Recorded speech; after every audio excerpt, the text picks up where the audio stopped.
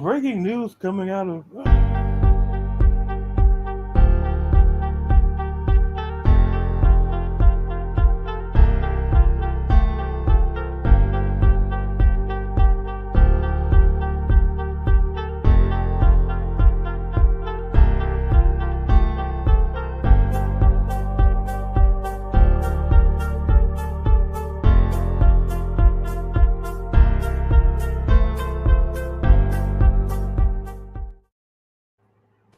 One day we're going to get an intro. I'm going to learn or something. I'll get with somebody, but right now we get nothing. So, ladies and gentlemen, hello. I'm C Double. I'm the host, and with me is my fellow host. That's right, the one that only LaDarius Brown. Got to butter him up just in case he referees a match against me or something. I wouldn't know why. But anyway, you know why, and that's what matters. To be fair, this was something CM Punk posted also on his stuff, and that was a hilarious little bit that they did. I mean, I was cracking up, especially with Sean. So, it's not my fault that a CM Punk fan got upset. Well, you should have knew you knew it was gonna happen. You knew it was gonna happen. Look, I mean, I don't know what to say. I like Punk. I enjoy his work. It is what it is. Well, we've got some breaking news. So, do we want to lead with the AEW story that just broke, or how do you want to do it, man? You're the co-pilot. Want to give you the option. I'm glad you're flying the plane, so I get to eat more snacks. Yeah, I know. Let's lead with the breaking news. Yeah, breaking news. It literally broke about an hour ago. Time Warner and AEW have a deal, or they announced the details of a new deal. Dynamite, Collision, pay-per-views to stream on Max. So I'm trying to get all this information out here, so give me a second, folks.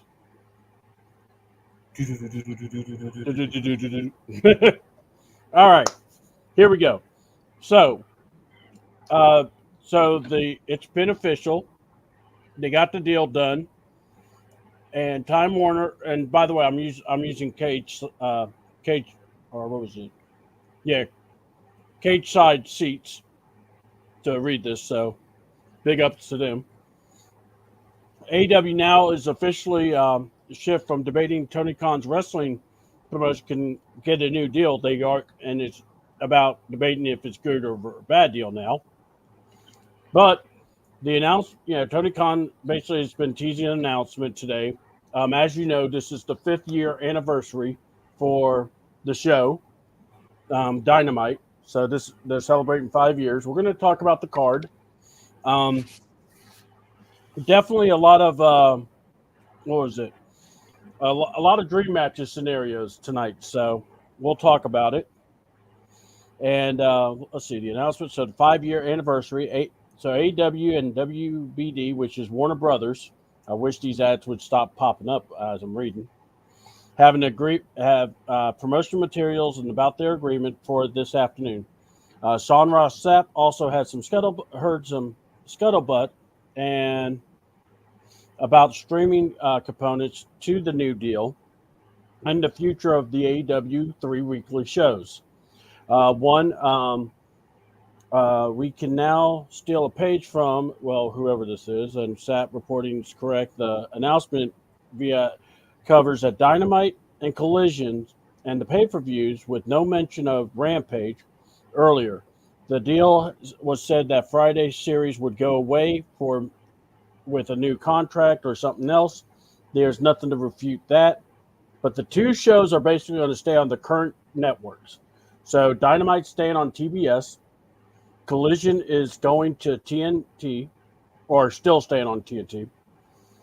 And simulcast live also on the WBD Max live streaming network. All right, so if you have the app service, you could probably get this. As well as, starting in January of next year, The PPVs or the pay-per-views will also come to Max later in 2025. Those will be sold at a discounted price per event, but others specifics were mentioned regarding cost to consumer. Um, a whole lot of jargon here. Now, this annual value of the at is slightly less than 170 million per year. The one media analyst called it a clear success for AEW. It's WrestleNomics. Brandon Thurston reported a new deal would be double to the old one, which they're estimated at 70 to 75 million a year. So more pay-per-views might be needed to confirm overall how big of a success, how big a failure, all that such and such. So, okay, we get it, and that's been basically authorized. So, what? First of all, let's make this very clear because a lot of people think we're not really pro AEW. We are actually pro wrestling. Yeah. I know I am. I lived in an era where I saw different wrestling organizations, and we'll talk about what happened with that. But talking about wrestling, so I've been a big fan of wrestling, and I love it when you have competition. The hardest time to watch wrestling was when there was no competition, and it was just Vince's stuff. Um, so good for AEW. This is a good thing for them. This is something awesome. So LaDarius, I'm going to throw it to you, and then we'll just follow this around a couple of minutes. Go for it.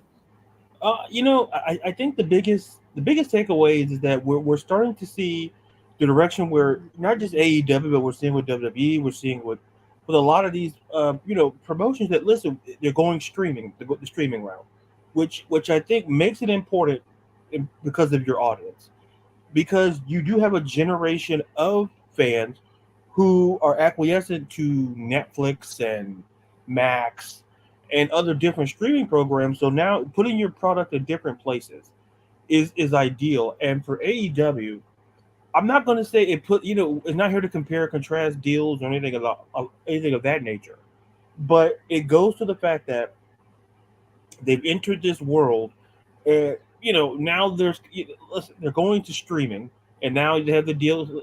And to me, I'm glad, and with all due respect, Mm-hmm. Yeah. I figured, I thought that the Saturday show was going to be the one of the acts, but it was going to be the Friday show, which is fine. I was like, well, maybe Collision. It was either Collision or Rampage, obviously. But I'm thinking, well, if you get rid of, I thought it was going to be Collision because I believe it's the more recent of the between. So I'm thinking, well, you can scrap that and listen, go with Friday, you go with Rampage. But the fact that they're scrapping Rampage, if the report that you read, is true, it goes to show you that it's kind of. I think we talked about having to the wrestling shows like, listen, what we saw on Raw, that was the last 3 hour Raw we're going to see for the rest of this year, more or less. Hallelujah. Yeah. So because the biggest complaint I had was that, listen, I love wrestling, you love wrestling, but unless you were going to use that hour to showcase, a division like the women's division, or you're going to showcase like the mid, like there was no need to have a 3 hour show. Yeah. So I think AEW understanding that we don't need to have 3 different shows, especially if we're going into this kind of deal. Maybe down the road it may come, a third show may come up, but noticing what WWE is doing with their shows with NXT, everything is 2 hours now, and everything is consistent along the same lines, and then WWE is going to Netflix, rather in the coming months. So I really like the deal. I'm just curious about, and I think is about how the pay-per-views are going to work, because that to me is going to be key, because we know with WWE it's through Peacock and it's the premium live event, and even with like you look at TNA how they do theirs, like through their event. So to me for AEW it's a good deal because to me the key is that you're going streaming because my biggest thing is it's a game changer by you streaming. So just keeping with that market, listen, like I say, I like the deal a lot. Just curious to see how they go with pay per views, kind of moving forward. Yeah. I'm looking over this deal, and a lot isn't really mentioned, like how they're going to go about this, Mm-hmm. which honestly you really don't really expect. I mean, Right. there's also some talks that they're going to be picking up a third show Yeah, that's what. Yeah, on Fox called Shockwave. yeah, Um, I did see that. Yeah, mhm. Yeah, and that's what James was bringing up too. yeah. Thanks, James. And apparently, Shockwave, the motion picture of Shockwave, is not going to be a documentary anymore. But the man lost an eye, for God's sakes. But anyway, we'll talk Transformers later. A But sacrifice, no, sacrifice uh, that I was willing to make. I know. But I mean, look, you got the deal, and 170. That's nothing to sneeze at. You know, I don't know what goals that they had coming into this.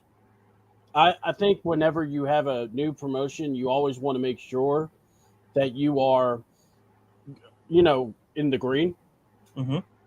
So now the question is, what does Tony do with this opportunity? You said it perfect. They are now going to be a part of. Hey, out, goober. You go outside and bark, goober. Anyway, so did not hit the dog. Lord. So not only that, she hurts my hand anyway. But she the streaming deal, you are able to get, and you got the talent right now. You have talent. Now some of the stuff they do make you wonder what they're doing in there, but besides that, they have made money. They got the deal. The streaming service is going to be nice. The big question is the pay per views. How are you going to get fans to be a part of getting this pay per view? Obviously, they got to have the Max app, but I've never seen it where you have to. I guess you will have to pay, like maybe through the app or something. But me personally, we'll see. Yeah. I'm not. When I hear discounted price, I snicker because I'm going, yeah, because $50 a pop is not easy to swallow here for your shows. Sorry guys, but it is what it is. But I guess now we can roll into, you know, last week they had their show at Grand Slam. All right. Now, LaDarius, we didn't have a show because we had a lot of the tornadoes and the hurricane stuff going on. And out of safety, we wanted everyone not to worrying about watching a show where, you could be with your family. So I did not. I watched Grand Slam later because I actually took that time to watch the Vince McMahon story, the documentary. But we're on AEW. Let's talk about them. Tonight's their 5th-year anniversary. But this is something I'm worried about because we've got too many things going on, but not enough stories, not enough building. I don't know how you feel about it. I know how I feel, but what say you? What did you think of Grand Slam as a total? It was something, but to your point, to me, as anyone who's watched the show knows me in general, I like storylines. I like to Mm-hmm. be I like to be enthralled. I want to have, and it's a part of wrestling just as much as in the ring, out of the ring, in my opinion. Because Mm-hmm. to me, the storylines it should convince you to whether to watch it, to watch the match, because you're going to watch the match anyway. But now you're watching it, and then you have to keep the storyline in mind. I don't think Grand Slam was terrible. Mm-hmm. I just feel that I guess the right turn of phrase would be give me something a little bit more. And people Yeah. may say, "Oh, it's another old knock on AEW." No, it's a simple fact that there's plenty of talent there where you can create solid storylines, and and make the matches even more intriguing because you would have people who are sitting on the fence, and a good storyline can put you over that fence and convince you to watch the product. And, Mm-hmm. and, and I feel like with Tony Khan, like as a booker, I'm like you have to have those storylines in place. You have the Daniels and stuff. You have the swerve. You have a lot of stuff that you could do to convince the audience, hey, this could work. So overall, wasn't terrible, but I guess I just me a storyline or two would have been more ideal. Yeah, I'm all right. Let's talk about it because this was all right. First of all, you had Nigel versus Brian Danielson. Hmm. Now, first of all, storyline that got you interested. Yeah. For me, I was getting interested in the mock storyline where he comes out, he finally gets that one-on-one interview with Darby where he basically told him, "Hey, Brian's, Danielson, he's indisposed. He ain't gonna show up for uh Greatest Slam. I want your title match." And they scheduled a match. I was very interested in that match. I was very excited. I thought, okay, this is good. 2 segments later, Nigel comes out with a contract in his hand and basically says, "I'm challenging Brian Danielson. See you, Brian." And I was so angry. I was so aggravated. I didn't, Osprey and Fletcher got to tag together against the Young Bucks. That was a good match, but let's be honest, Young Bucks, Osprey. I really hope you don't screw that up. I mean, because they're spot guys. They love to do their spots. Osprey's one of the best, but let's be honest, when you're in an atmosphere with the Young Bucks, it becomes a spot match. All right.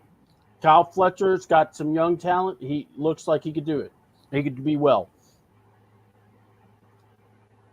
Later on, Ricochet, after beating the Beast Mortos, Sammy Guevara, he also beat Kyle Fletcher, I think. Hmm. Or I'm trying to remember. It was only 3 opponents he wrestled. Comes up to Will Ospreay and says, "I have been winning matches. I talked to Tony. We going at it on the 5-year anniversary." This man hasn't been in AEW A month. a month, and we gonna get this dream match tonight. Look. Is the match going to be good? Probably so. Yes. Okay. But wouldn't it have been a little bit better? Look, I don't. You know what? Screw it, because it's going to come out anyway, and people will take it the way they want. Couldn't you have just? Oh, I don't know. You could have put Ricochet and Will Ospreay as a tag team. Pepper them in a 6-man tag. Oh, I don't know. Maybe a 4-4-way where they're not interacting one-on-one just yet, but there's a couple of moments. And then you tease it for, I don't know, maybe All Out, All In, one of the alls. I just am like, come on, that is so quick. And here, the next question is this: where does Ricochet go after this? Because Will Ospreay's the head guy. Am I not wrong there? I mean, that's the guy Tony's building as the next guy. Him and Swerve. And you guys thinking about wrestling all day, every day, go something else fun. Yo, bro, this is my show. That's what we do. The whole life rolls around wrestling real sad. Well, why are you watching us? I mean, no You came, offense. you came to us, Yeah, so I didn't say, hey, come judge me. Hold on. So if wrestling's sad, here's my question: why are you here watching us? yeah. Bye, I Kevin. mean, yeah, yeah. I Sorry. mean, yeah. I mean, he has here's the thing. He has a Miami Heat logo. So if this Yeah, was a basketball show, we could say, well, your life around basketball, that's that. But you don't do that because some people's lives do, and that's yeah, okay. There's always a line. Listen, you love what you love, but don't try to come on somebody else's property and talk about wrestling all day because somebody can go to a wrestling basketball podcast and literally say the same thing. But listen, do what you do. So Yeah, good. and yeah, Well, and look, I agree with you, James. Osprey Ricochet storyline has been building for years. I do agree, but here's the thing: you could have brought that up in time. You have both guys are signed to AEW. They're not going anywhere. That's the thing. But, just let it cook. It's no big deal. I mean, these guys ain't going anywhere. And if anything, you could have even done. There are many things you could have done. Now let's talk about the big problem I had, which was so Nigel is getting a dream match against Daniel Bryan, and the whole time they're going, well, he's got to be cleared. So Nigel has to carry this whole thing.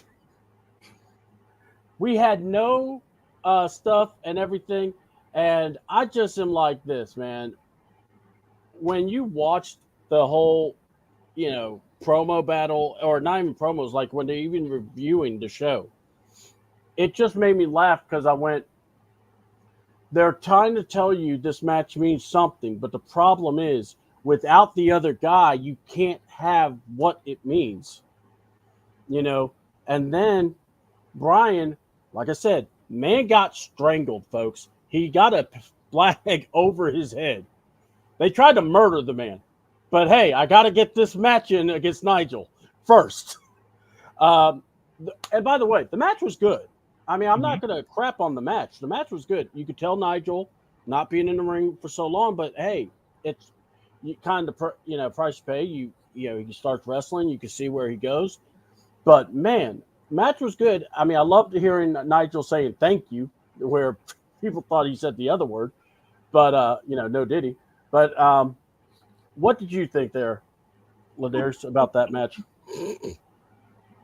I don't know. I'm looking at the comment and then I'm listening to what you're saying and I'm like, how do I? It's like you're going down the road and you go to that exit and you're like, it's gonna be a close call if I'm gonna make the exit, or should I just wait a couple of miles to get the other exit? So, but what I will say is this: to your point, given Nigel hasn't been in the ring in a minute, given like to the point that to what James, not what James said, but given the point that you had said it is that listen, there's a storyline here enough where it made the match intriguing. If you they promoted the match in a good way here, but like kudos to, like, of course, to Brian, and to Nigel, because look, like nobody expected, like when we saw him in London, like nobody saw it coming. Like, oh, he's gonna go in there and he's gonna fight, and then now he gets this match with, and there's history, and you're intrigued and you're built around it. To me, it for what it's worth, it was a very enjoyable match because and like I said, kudos to Nigel, because listen, a lot of people who don't wrestle on a continuous basis. I'll put it in that context. It takes a lot because Nigel's far from a part timer, but yeah, he's far. I don't want to put him in the part timer category, but given that it takes the training. That's what made the match great. It's just seeing Nigel back in the ring doing what he does great. Seeing Brian. So you had two professionals in there doing what they do best, and that's all you can ask for. Yeah, exactly.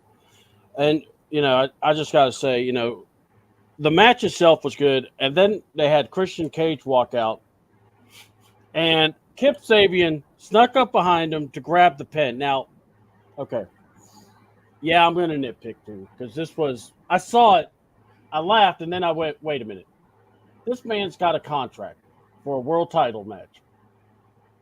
How's he going to get Brian to sign it? I know a blood deal. I don't know. Yeah, and not just that. Wouldn't you have signed it already? Wouldn't you have made sure and went, hey, you know what? This is mine. Let me go ahead and put my name on it. I mean, look, I'm just saying, man, Christian. So here's the thing. No. I'm no big city lawyer. But Yes. but when it comes to contracts, I think rule one is make sure it's signed on. Like, make sure it's signed. Like, Yes. in worst case scenario, have extra pins. I guess Yeah. that's the also takeaway.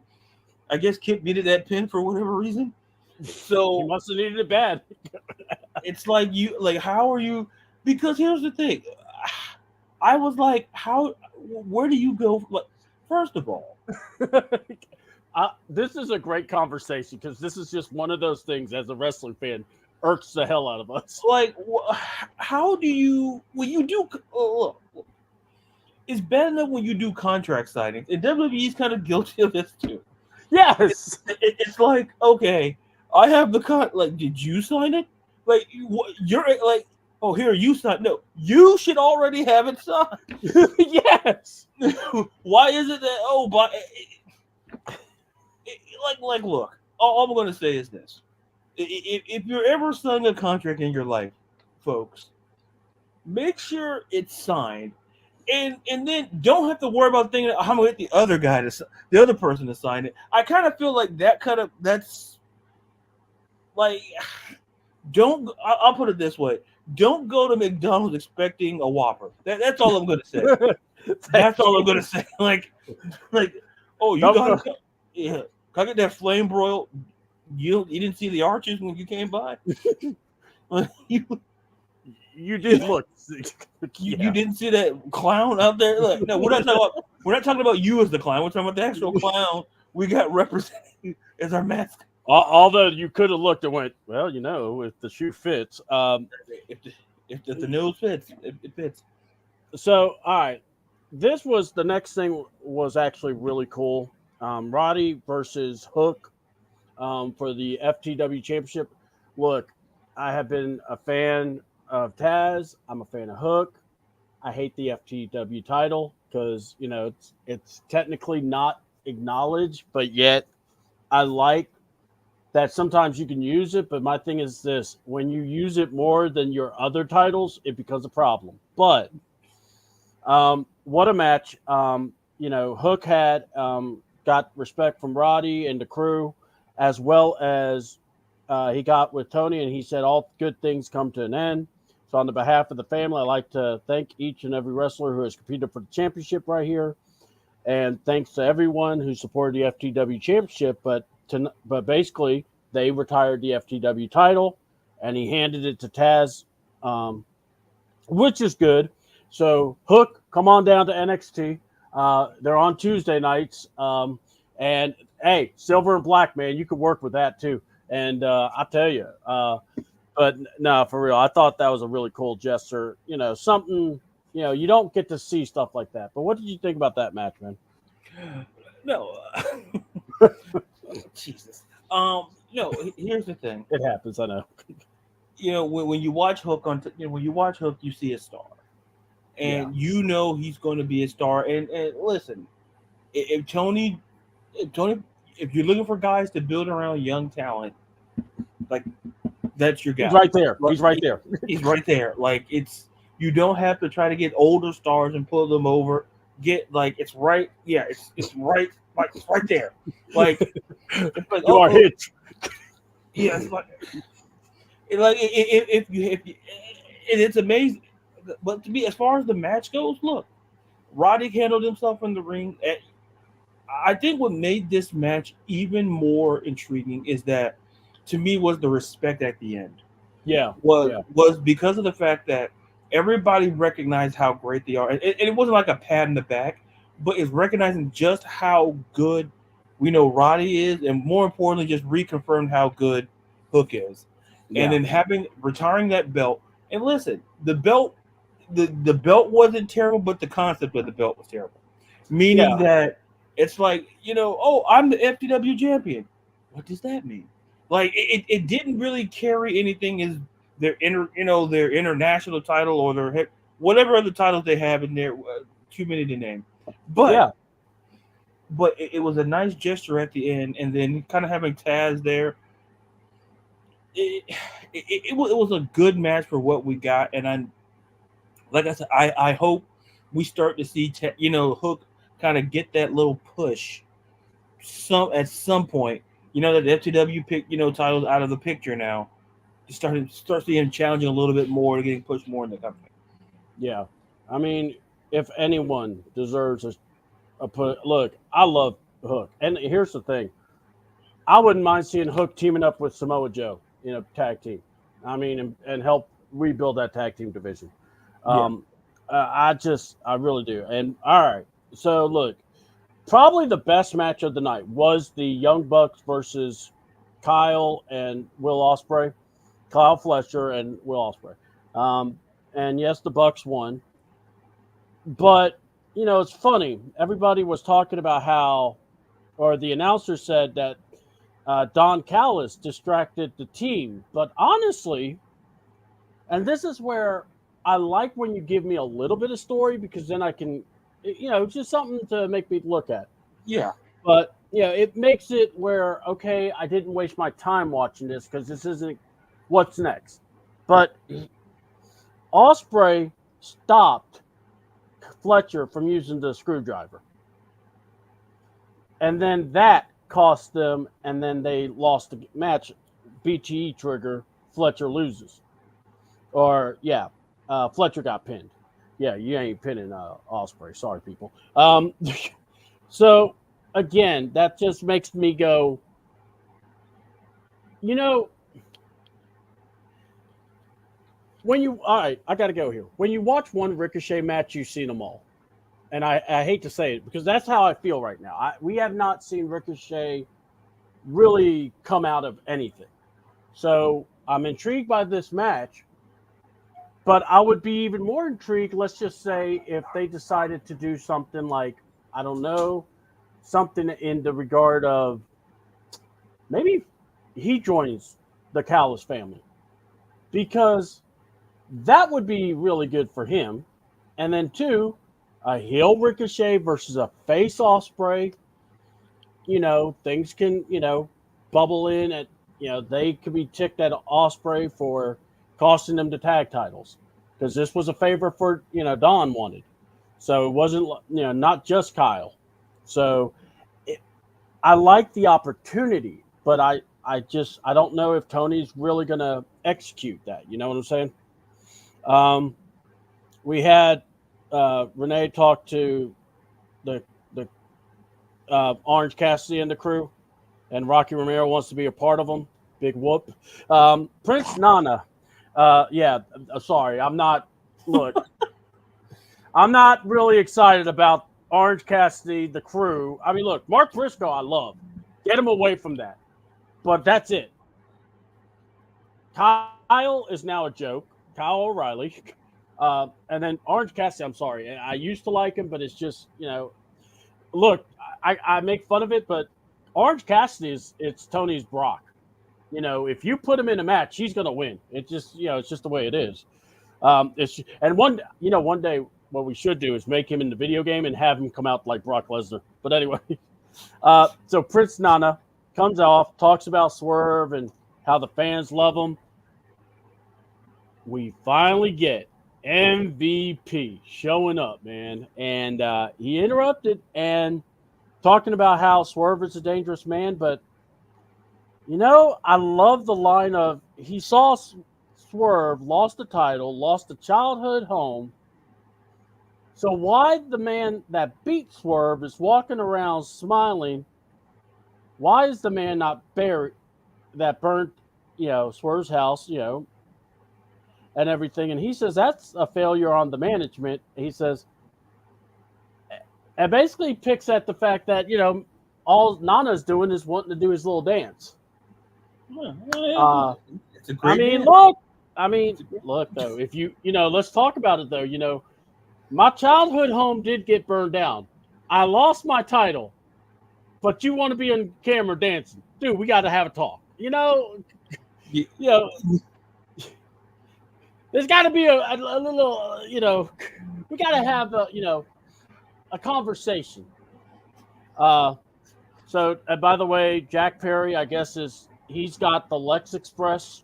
It's called the Scapegoat bus, I guess. I don't know. It could catch on fire, too.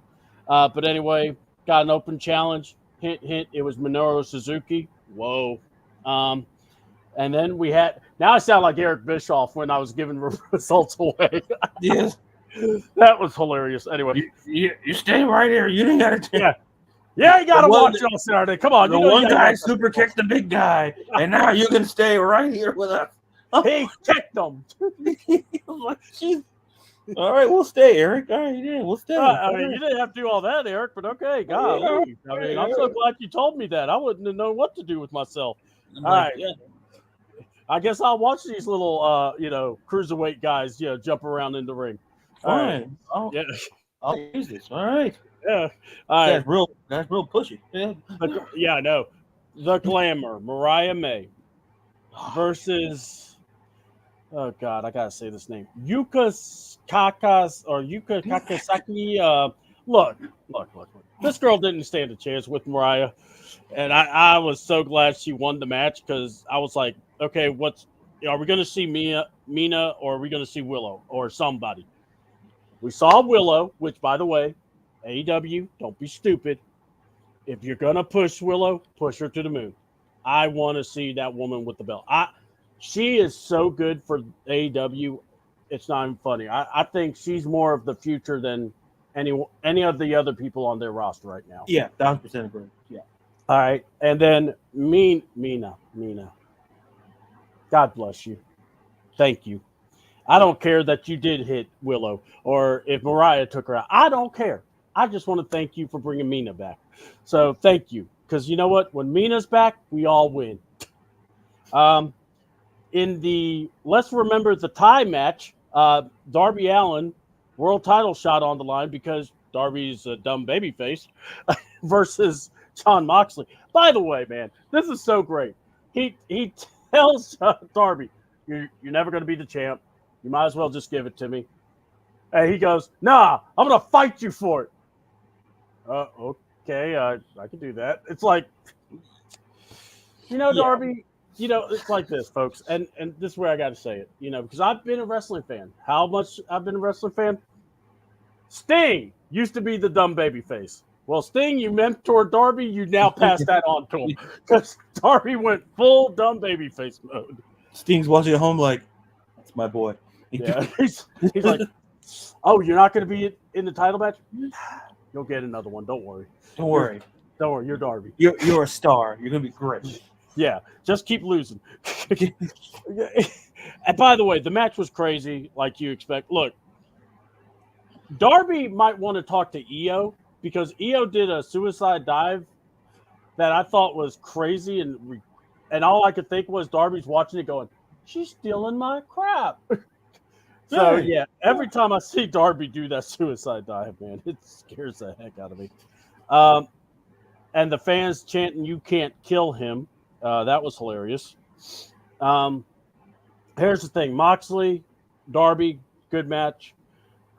Moxley ends up beating Darby. He's now the champ or the number one contender for the title at Wrestle Dream. And then Bryan Danielson sprints down. Man had a necktie on him. I'll bet you Justin Roberts was sweating bullets. He had to remember back in the day. Ah!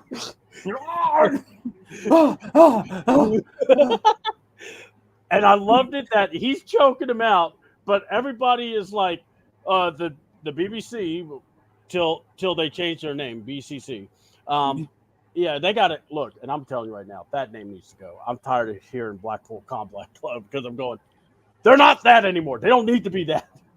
But yeah, they need to, and that's why I'm hoping Shane comes into the picture or something. But when they separated, and Private Party and Commander come out, and I know that was because of the collision match and everything, but you look at your army. This is where I go, we have a Hulk. I'm looking at Bryanson going, we have a Private Party. Okay, and we have a Commander.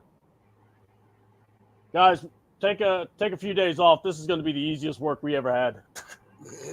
What are we going to do? Yeah, you'll figure it out. Whoopee! I mean, look. And by the way, if you didn't watch the week before, Mox did a damn good promo on Private Party when he said, "You've been here 5 years and you're still in the same spot. Why is that?" Listen, I'm not gonna say he's wrong because if you look at the growth, here's the thing: it's like you go to your high school reunion, and it's like, Oh what, God, we're going. Yeah, go for it. so what have you been up to the last couple? Like, oh, I'm doing the same thing, and it's like, oh yeah, it's like, oh, you go to your like the difference between you go to your 5 to your 10 year high school reunion. It's like, yeah, yeah. So are you still a teacher? Yeah, yeah. Did you get 10? No, I'm still teaching in the. Oh, but I heard the other. Yeah, our classmate. Yeah, he was a teacher now. Yeah, he's a professor down over at the college. Oh, is that right? But Wow. And you just sit in your car. You're like, oh my god, I'm a failure. It's like, listen, I'm not saying that's what Private Party did if they heard Mox do that, but let's be honest here. Like C-Dub, we watched it. We've seen it. yeah, Can you name anything of significance that Private Party has done in the 5 years on Dynamite? For 5 years, what have they done? Because with Mox, you literally need you with Mox, you can kind of do a little mini series on that in the five yeah, years yeah, he's been yeah. there. With Private Party, it's just like the if you watch Cartoon Network, like the regular show, it's like 15 minutes. That's all you need. You don't need a half an hour cartoon. It's like back in Half, the day. It's like you do like the 15-minute like regular show or Grim and like you don't need Dragon Ball Z time. You just need to have 15 minutes. You don't need the whole no. all right. To be fair, you don't even need all that. You just need previously on AEW, and that's what you have. I mean, Like, let's call it what it is. So, but I mean, half the I'm show, not. but half the show was the music. Yeah, Listen, yeah, and you have to fill it with music. I'm like, I feel the no. We're not doing that song. No, No, something faster, something faster. Look, when I saw that, it's like you stop and go, oh. It's the equivalent of remember when Eve Torres gave Zack Ryder the low blow, like yeah, that's the same feeling. Like yeah, yeah. Mox was Eve, and it felt like a low blow. Something Tonga could watch and see. But you can watch game film on, but that's how it felt. And it's like I mean to take away your time, but when he said that, I'm like, it made you think, what have they done? Like, if you're still in the same place you are like 5 years, and I'm not bless you, and I'm not talking in terms of like your career because you can have the same job for like 5, 10, 15, 20 years. I'm not talking about that. I'm Yeah. talking about like in terms of your job, like it doesn't be promotion, but do you have more responsibilities at your job than when you started 5 years ago to now? Like most people would answer yes to that. If Yes. you're Private Party, have you done more in 5 years since the 5 years you've been here? Because nobody can name. It's like this. It's like naming the one actor or actress who won that one Oscar and you don't never hear from him again. Like Yeah. that. It's like with Private Party, you had that one great moment. What moment? We're not going to get into that. But the point is, When like, they beat the Young Bucks that first time in the tag team title thing.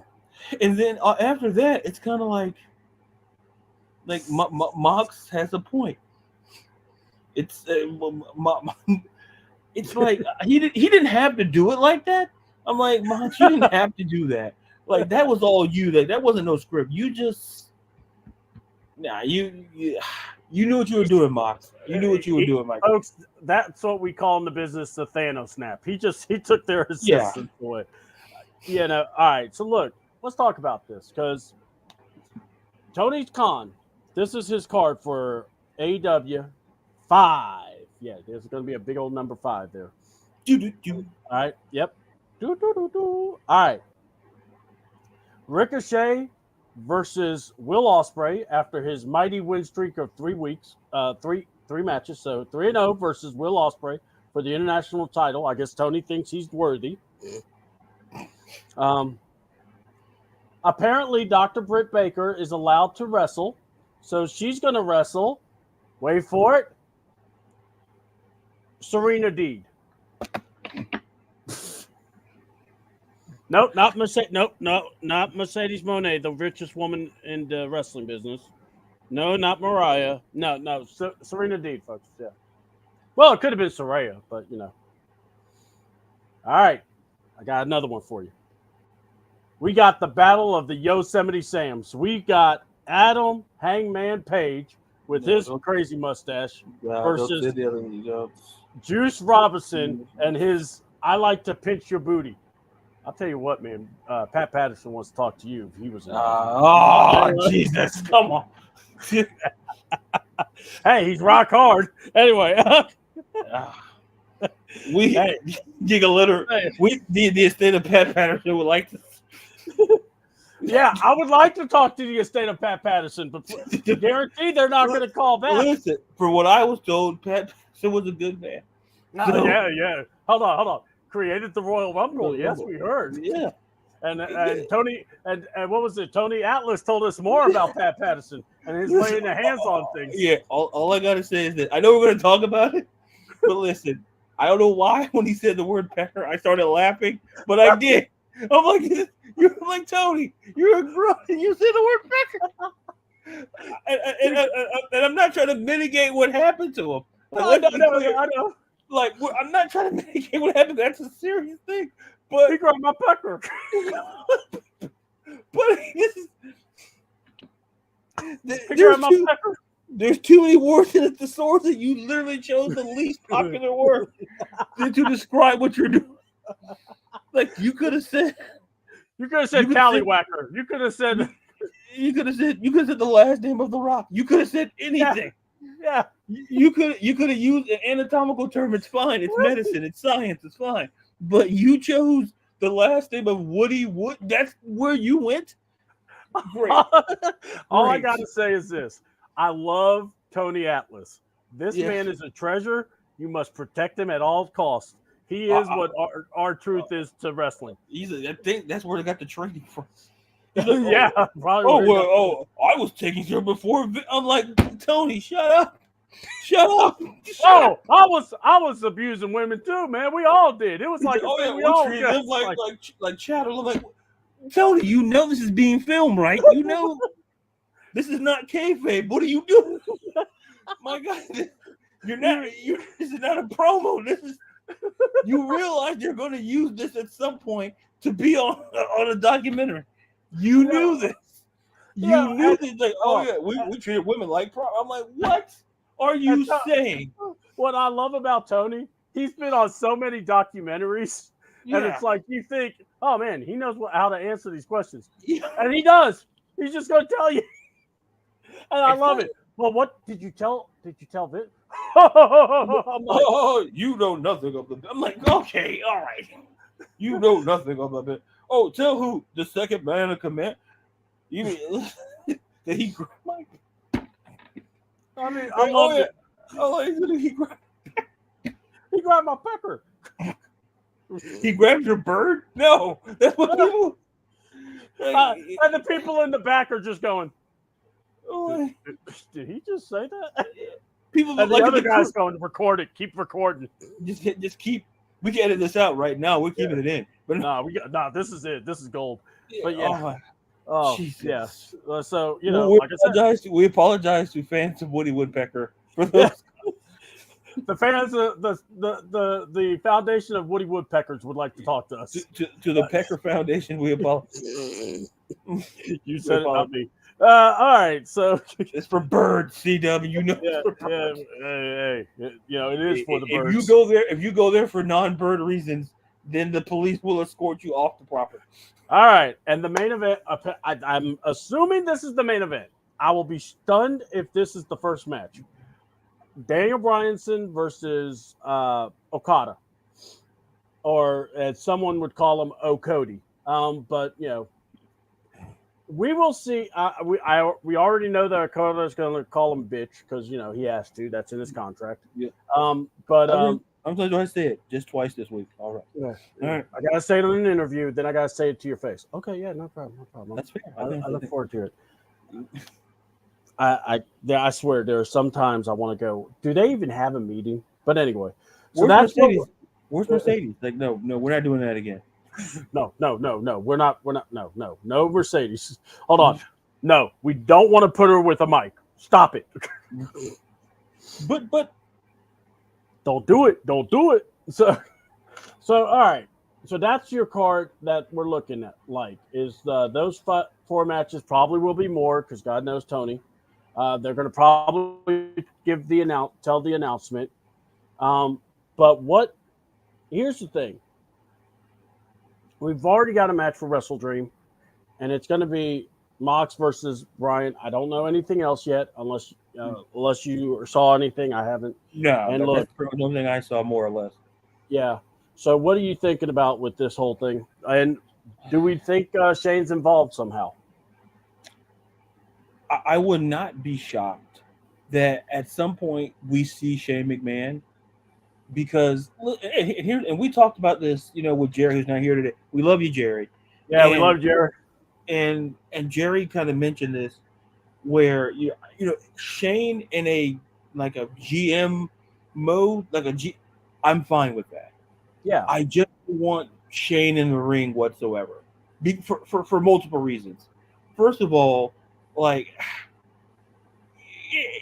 doesn't do with age, but if you don't have to do it, don't do it. That's number one. And then number two, I don't know who he would fight that would make logical sense, unless you build it in things of that nature. So I want to believe, because I do want Shane, for all intents and purposes, is good for wrestling. Now I don't know how his dad would feel about that, but we're not going to talk about that. But the fact of the matter is, if we get that, that's fine. And as far as the whole card is concerned, if you told me this is a 5-year anniversary show, yeah, and we got to remember, there's people on the shelf. Yeah. That like Edge, Adam Copeland, excuse me. I don't want to. Yeah. So on the stage, wait, I heard that song before. No, with Adam Copeland. No, that was on. No, his name is okay. Yeah, but wait, so is this trademark too? Well, I don't know what's going. You know what? I'm gonna find something. Don't worry, he'll give you a rah-rah speech. Hey guys, AW best. And we lost the game by 50. Yeah, makes sense. Makes sense. It all checks out. Hey, don't make him call Dax. Dax Hardwood would, he'll Yosemite Sam that mustache up, and he'll, give another speech behind him. Yeah, that's PBS on steroids. No, we don't need. If PBS went PBS Extra, that's when they put Dax. Dax, talk about wrestling. Let me tell you about wrestling. It's in my blood. I love my family. I love my daughter. My family back down in Ouachitachi, Texas. Wait, is that where he's from? We're doing it for now. Yeah. Just go with it. Go. Just Dax or Cash is in the backdrop. Dear God, not. Cash, you want to do this? No, I'm good. But to me, going back to, I naturally assume that Danielson and Okada would close it. Look, yeah. I just think of this card overall, and once again, it doesn't. Like I said, I just feel that. I guess when it comes to Britt Baker, and I understand there's heat, and I get all of that. Mm-hmm. But you're telling me that a star. Listen, Britt Baker. At one point, we considered Britt Baker like the leader of that women's division. Yeah. Now now it doesn't feel that way, and it's kind of before Mercedes got there, but Mercedes getting there, and creative whatever and however, I have she's going to be on the card. No, if she, how can I phrase it? It is not a knock on Serena Deeb, who she's one with 1,000 holds. It's not a knock on her, It just feels this card is simply underwhelming because here's the thing. It's not a knock on Ricochet, but you can't go. You've been there less than a month, my guy.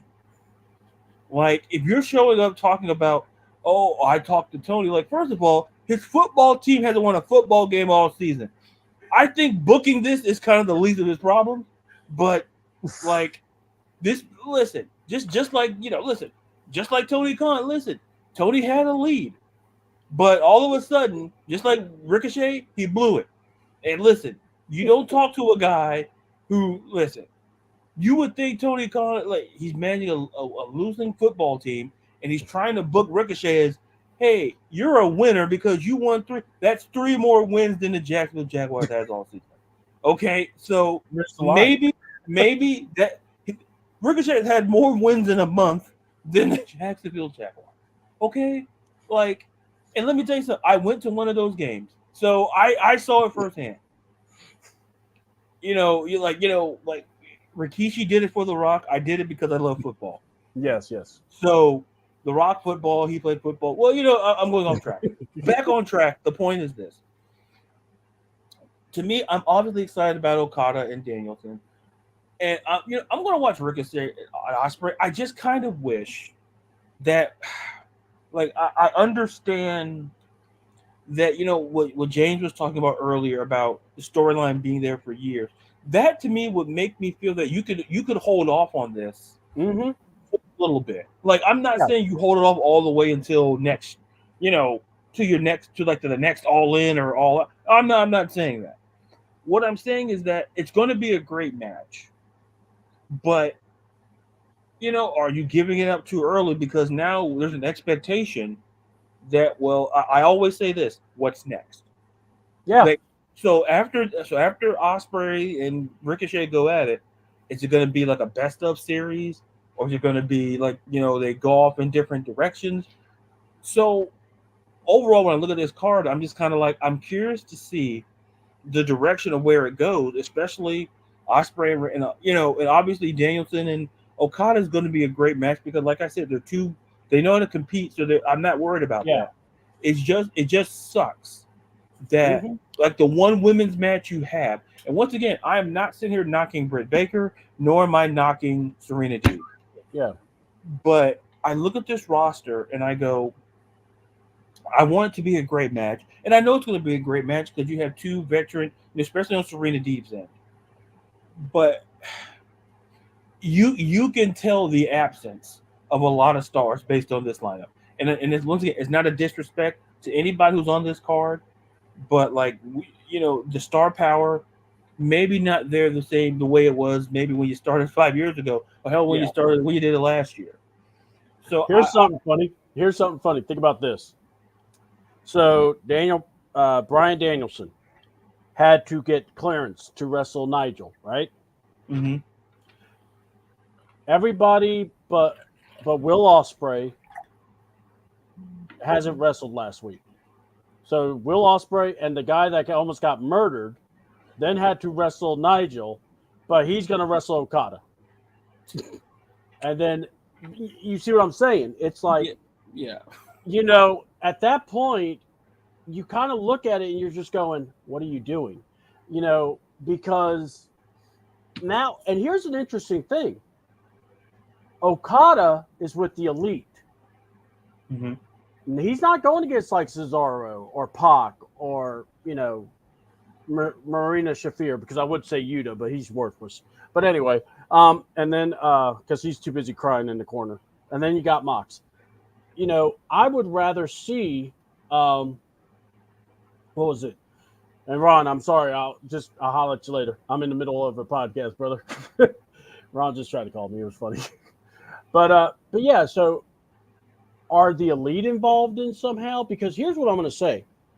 I hope that Mox and his crew is something separate, and that they involve. If that's involves Shane, I'm intrigued. Right. But if it involves the Elite, I'm not interested. Oh God, it's just gonna suck. I mean, I can't take them seriously anyway. It boils down to credibility. Like if you're giving me Shane in that, great. Mm-hmm. You give me the Elite in that, like it's a literal 180 difference in thought process. and quite possibly in the intrigue of it all. Yes. So if you're doing that separate, I'm 1,000% on Shane. The Elite, I don't know if there's enough energy in the world to get me excited for that. Like, and listen, not against the Elite, but like we've you can see it a miles Yeah. away, I should say. Oh yeah. All right. So we're gonna try to rip through this because I would like to talk about the Vince McMahon documentary. I think we covered the best parts. I don't know where we can go from there.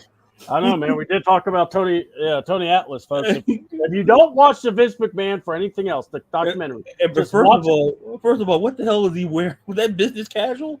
Oh my God, I know. Or hi, what's great is I got a lot of stories to tell you. Yeah, here's the But I'm thing, gonna Tony. keep them all in my head. I'm like, Tony, I think there's a lot of things in your head that should be kept in. Vince, there's a lot of stuff in your head that we don't want to know. Yeah, Vince just getting up like, there's some things I want to talk to you about, and there's some things I'm going to give you some semi-interesting. My God, dude, you are here for 100 hours. Give me something like semi-interesting. Yeah, great. I'm going to go watch. Yeah, I'm going to go watch a Marvel movie. Yeah, semi-interesting. Yeah, let me go watch Iron Man because it's semi-interesting. No, if Iron Man doesn't do anything, then I'm not showing up. Well, first of all, it's Iron Man. So with Robert Downey Jr., you can't go wrong. Quality movie, by the way. Yeah. What's up, Ron? It's so funny. I love every time I see someone says, "What's up, April?" I crack up to myself because I'm like, "Yep, y'all ain't hip to it." That's Ron. So, all right. Oh, April, they know it's Ron. I know, it's hilarious. One guy's like, "What's up, April?" I'm like, "Dude, that's wrong." I'm like, "Hey, don't be trying to hook up with April. That's wrong." No, like, what do you do? Like, whoa. No Diddy. It's just like Tony Atlas talking. Like, hey. And Patrick grabbed me in the... All right. What's so great about this? I got the card for Raw last night, and we can easily go through it. First of all, awesome that Jey Uso won the Intercontinental title. Awesome, they updated the title. I love the little blues on it. Yeah, that was cool. It reminds me of the older the Attitude Era Intercontinental title, which is kind of cool. Oh yeah. Now I got to go here. His thank you speech. I know the fans and everything, and but he thanked his mama. I didn't hear his daddy. So, Rikishi, are you going to have a problem with that on your next podcast? You're going to address that? Because I know that had to be burning you up. Anyway. Yeah. His wife probably went, hey, good night. Good night.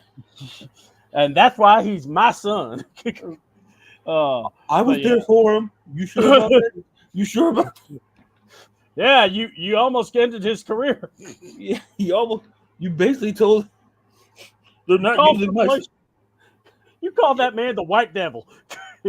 Well, he is.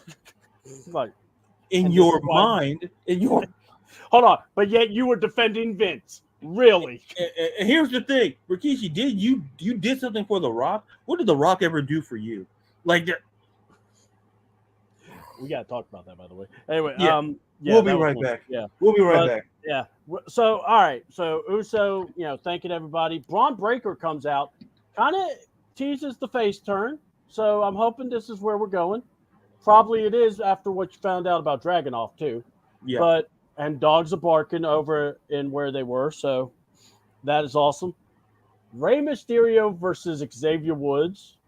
I got to go here. I never was so excited to see an Xavier Woods match. But by the way, I'm not saying this was telegraphed, but Rey, taking your straps down while doing the 619 maybe kind of clued me in that there was going to be the finish. Yeah. But by the way, good finish. Pin 1, 2, 3. Xavier wins by nefarious ways. And then later on, Kofi wrestled, or Kofi tells, they had like 4 segments, I want to say. Yeah. So Kofi tells Xavier that Jay wants to challenge him for the Intercontinental title. Xavier wants to kind of sulk, but Kofi's like, nah, dude, I told him you deserve it. Yeah. That would be what happens. I would be like, LaDarius, got to match up. No, But I told what? him, "You getting it, man? Time out. You getting it? 'Cause I'm you still my the homeboy. referee. I'm still the referee, You're pal. my guy. You're gonna fight I'm for still the me. ref. I will be the ref. I'm looking I for got outfits. you. I'm looking for attire as we speak. You're getting that So- match. Oh, Jerry's gonna. please. We're I gonna get got Jerry. in my corner. I got you We'll in my get corner. Jerry. This is You'll gonna be get a Jerry 3-on-1. We're gonna do the Shield power bomb. Yeah. So we're gonna turn on. If you're listening, Berto, that's not. Don't listen to this episode. Don't. We're No, I not kind of playing. want to see if Berto's gonna get me up for the power bomb. I'll be like Paul Heyman. He's gonna just. This is your face. I'm like, oh my God. Somebody do something. Oh man, I can't put this popcorn down. I mean, he'll be all right. All right, but yeah. So then you had Kofi versus Chad Gable in the match. Actually, so Kofi's taking care of some business. Xavier decks, the Creed brothers, and then he goes to trip up Gable. Mission accomplished. Problem. But, he was going to do the Trump. He was doing the finisher. He was going to do the finisher. And you cost him in the match. And I love it. Yeah. You see this man do this finisher for how many years? And now you're going to stop him from doing it? How do you not know? And when I saw it, I'm like, oh, no. Oh, no. You can't undo that monkey. So, yeah, I mean, I like that there was some tension there, too. So, look, this is like the most compelling the New Day have been. Yeah. In quite a while. I mean, no joke. What do you think that this is going towards? You know, it's interesting because there was something going before the whole audit. You know, we all know what happened to that guy, but there was something there then. But you know, I'm not saying we get Kofi versus Xavier, but I feel that I think it's going to come to a head, and hopefully this could lead to the return of Big E. To kind of be the person to come in there, and he shows up and kind of diffuses the situation and reminds them that they're one of the most successful tag teams of their generation. Like outside of maybe the Usos as a tag team in their generation, you've held the belt 10 plus times. You never felt the need for them to turn heel whatsoever. And a lot of teams have turned heel and face in that time span. My goal is that, it feels like when Kofi and Xavier are going to go head to head, and maybe Big E comes back, even maybe if he doesn't have to fight, but in a kind of a managerial type situation to kind of diffuse the situation and remind them why they're the New Day. Yeah. That's what I would hope, because I just want to see Big E. I want him to be healthy first. Yeah, but if you can stretch it out long enough to do that, and to see how the health status is, because I know he was going, because I know I read a while, to check it to see, where he's at in terms of his. So I hope they stretch it out and we kind of get Big E involved in the storyline at some point. I'm with you. I would love to see Big E back. Now remember, 10-year anniversary is coming up in November, so that's big. They're to be together for that long. So. Yeah, that is also huge too. So just wanted to bring that up. Me and C-Dub were just shooting for 5 years, not for 10. We're just shooting for 5. Yeah. We want to just get to that first year at least. We're some nuggets and cake and stuff. Yeah, exactly. Nuggies. It's gonna be a nuggie party. All right. Lyra Valkyria versus Zoe Starks. I thought you loved this match, but you're the excitement in your. No, I'm gonna go here. I love Lyra. Congratulations, getting proposed or getting married. I think they did, or was it proposed or was it married? Because someone said married. Yeah, because Tatum Paxley and then Javier Bernal, they got married. Yeah, they got married. Yeah, Lyra Valkyria, I think it was a proposal. Yeah, because it was a proposal. That's what. Yeah. So congratulations, Tatum, for getting married. Awesome. Hot. I love the chick getting the cat out of the stove. That was kind of funny. I hate pure garbage collective. I really do. This isn't working. If you can't get someone to talk. Sonya is not doing it for me. I liked it better when they were a tag team and it was Shayna talking, because right. Yeah, we talked about that. Yeah, This is just not clicking. But the party girls came back, so that means we're going to get more videos of Caden and Damian Priest. Thank God, because I missed those. You Oh know. man, the recent one with the hugging. Oh my god. Oh God, I love that. That made me laugh so much. I love it. And by the way, um, shout out to her for she gets a broken nose, but man, she was yelling and ready to kill when about tag titles. So you know what? Put the belts back on them. I'll tell you what. I can't wait. Yeah. Then we get seen with them big fancy guns. Yeah, it's gonna be good. Yeah. Those smoke machine guns or whatever they're Oh called. God, yes, I love it. I love it. I like their entrance. I think it's cool. CM Punk, Drew McIntyre. They had a double promo. Drew dressed in all black. I liked that. Thought it was cool. Look, you've said everything you wanted to say. Now is the time to do the deed. It's time to get in Hell in a Cell and fight. What do you think there, LaDarius? You there, buddy? Hello. All right. He froze. Okay. There you go. Right. Yeah. Yeah, that was weird. You did the swirly thing. I'm like, wait, what happened?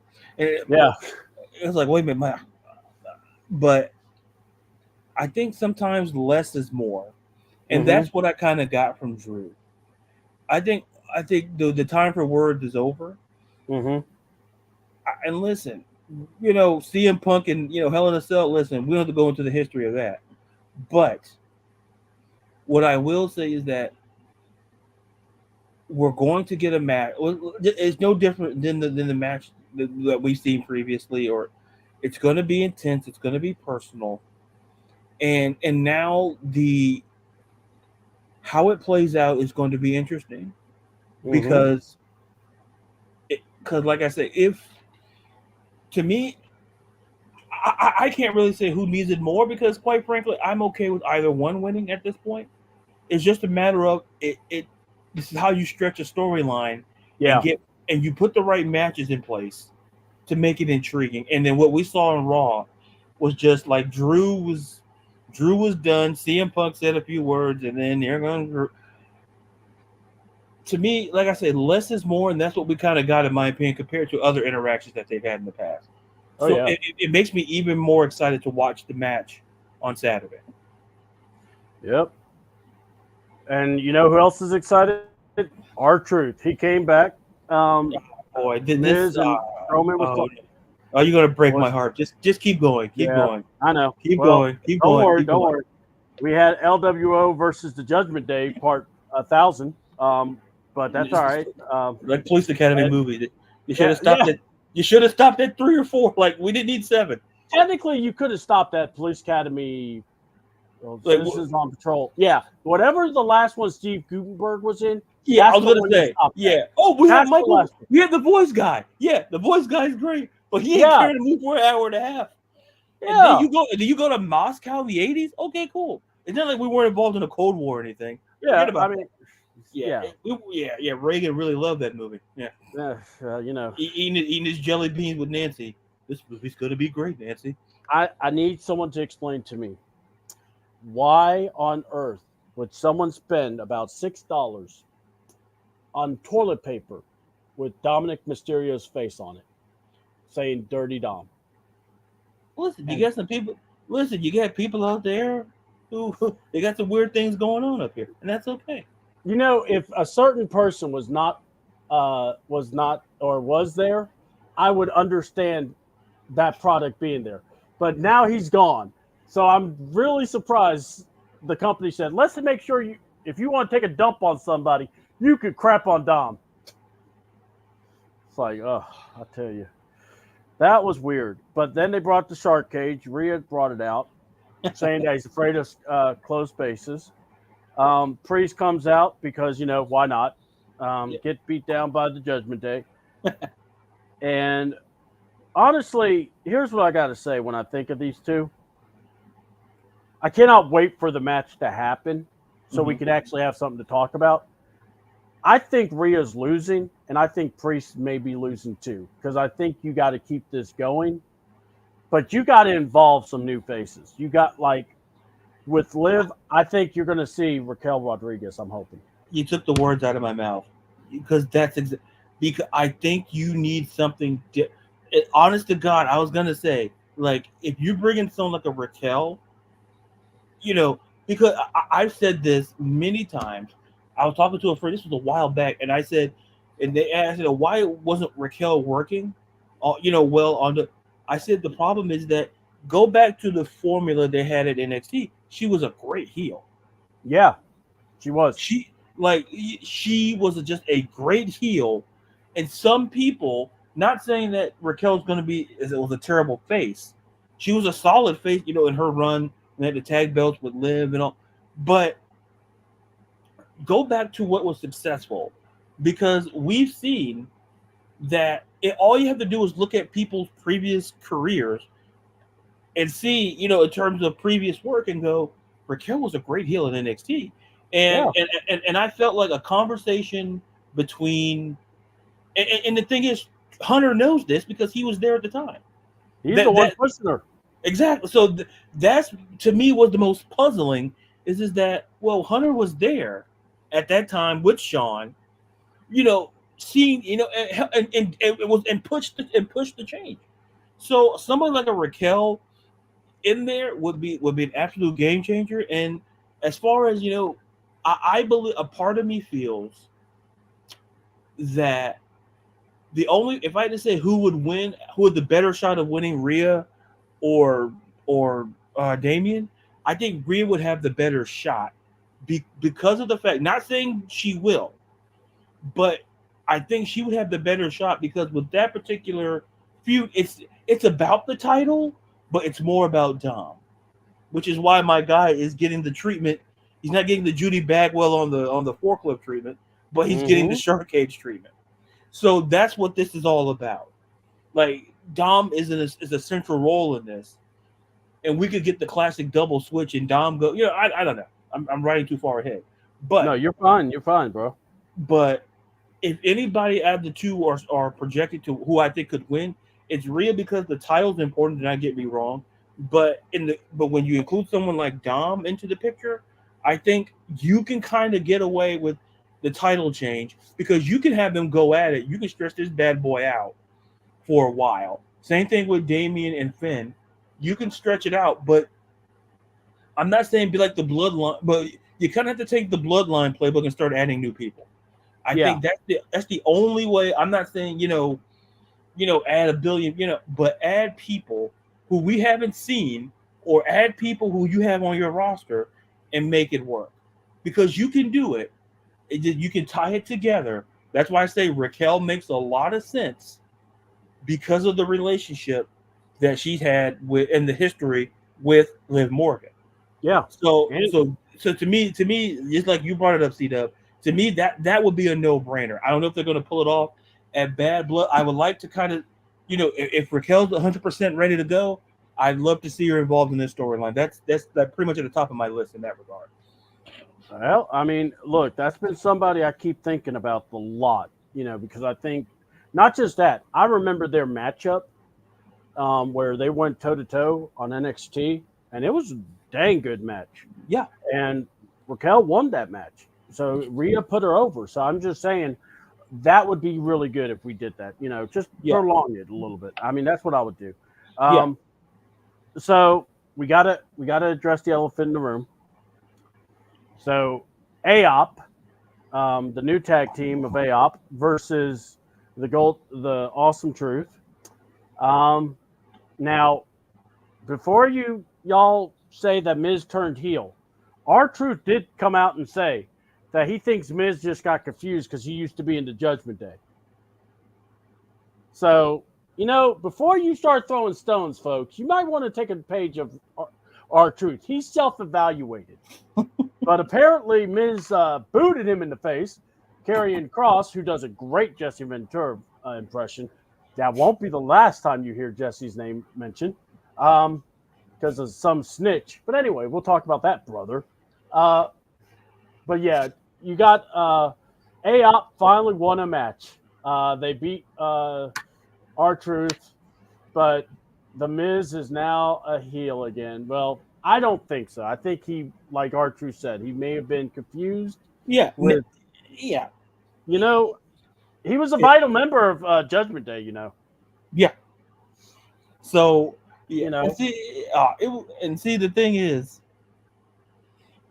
my whole thing is when it comes, a part of me, I think I put this out or I told them, it's like a part of me is like, oh man, we're getting healed Miz, which is my favorite Miz, and so it's like yeah, it took a kick to the face to our truth to get to that point, but heel Miz is good, and listen, I'm not saying our truth was he booked my guy in so many matches.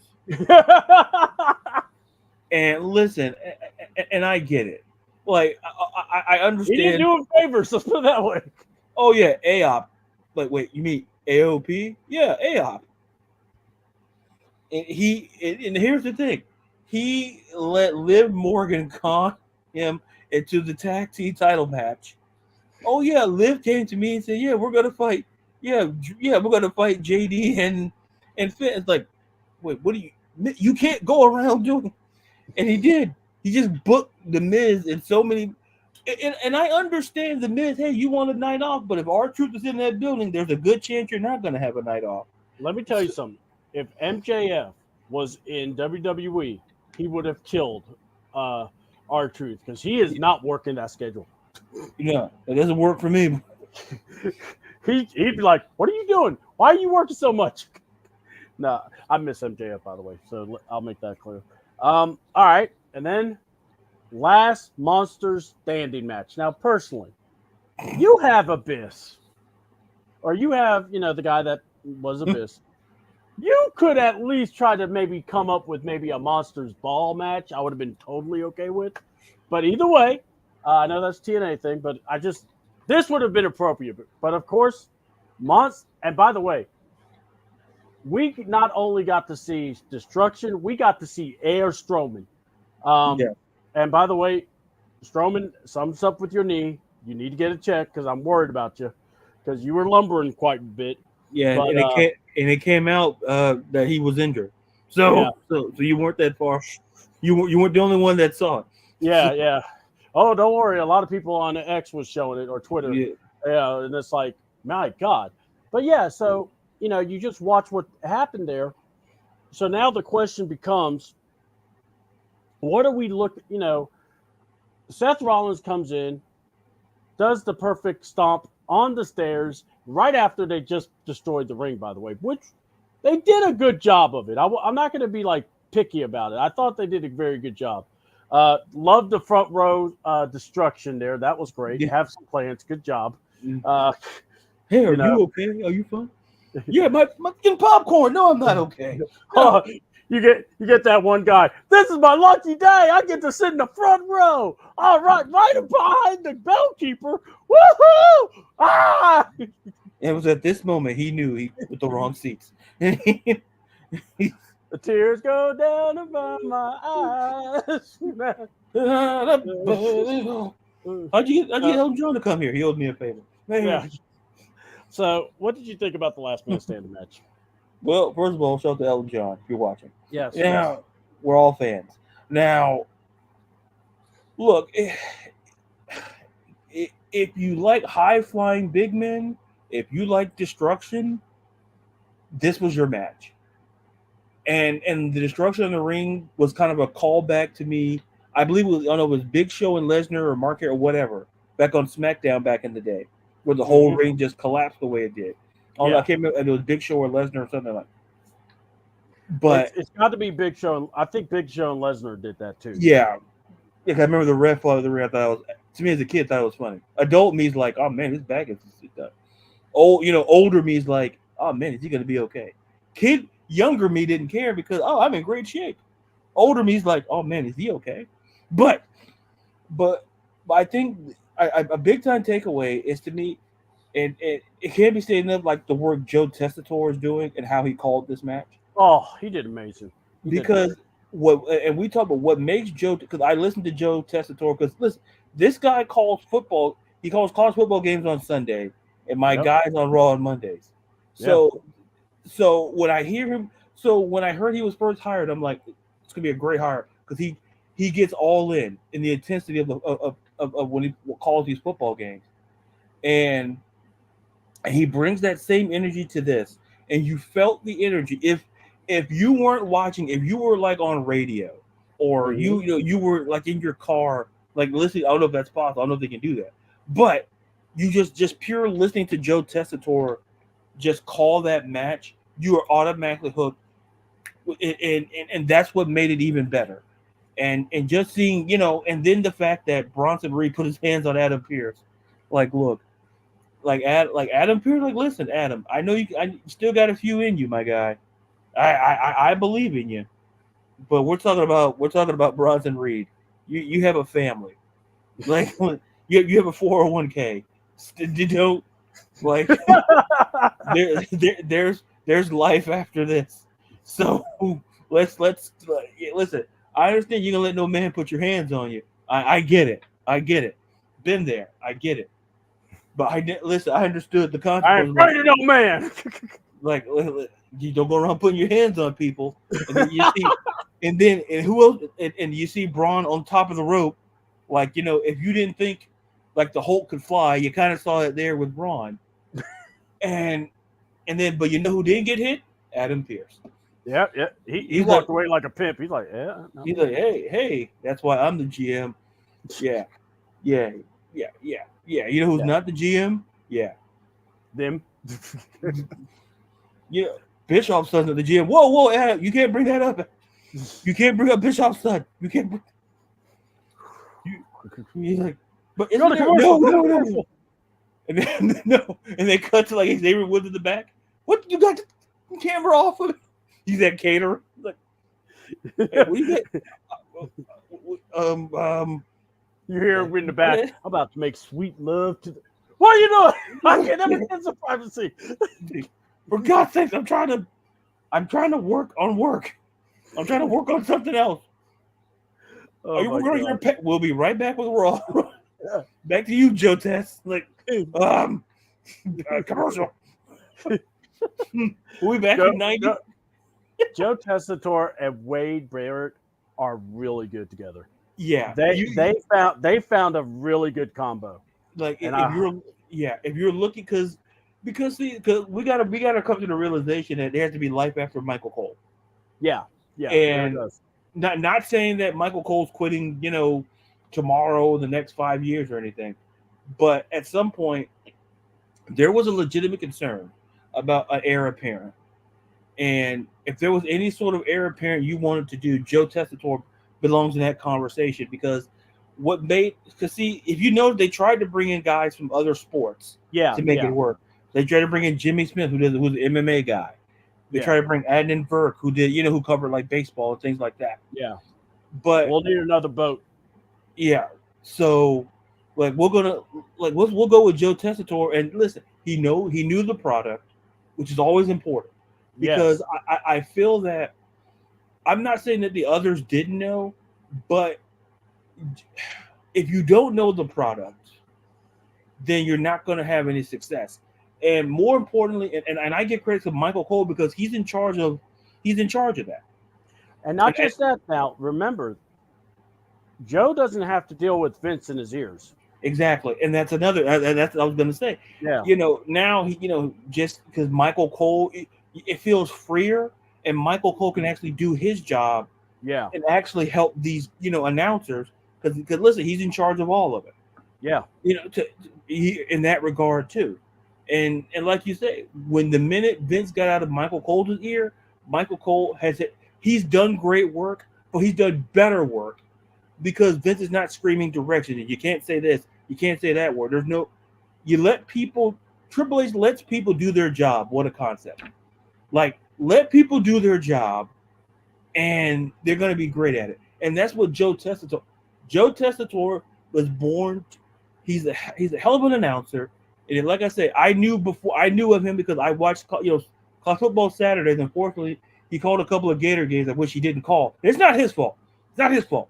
It's just he called the game the best he could. We didn't show up, but that's a whole nother argument for a whole nother show, because I have a list of people who I want fired there. But the point is this, and when I mean a list, I mean a book. So the point is, if I mean book, I mean library. So the point is, But back to the point.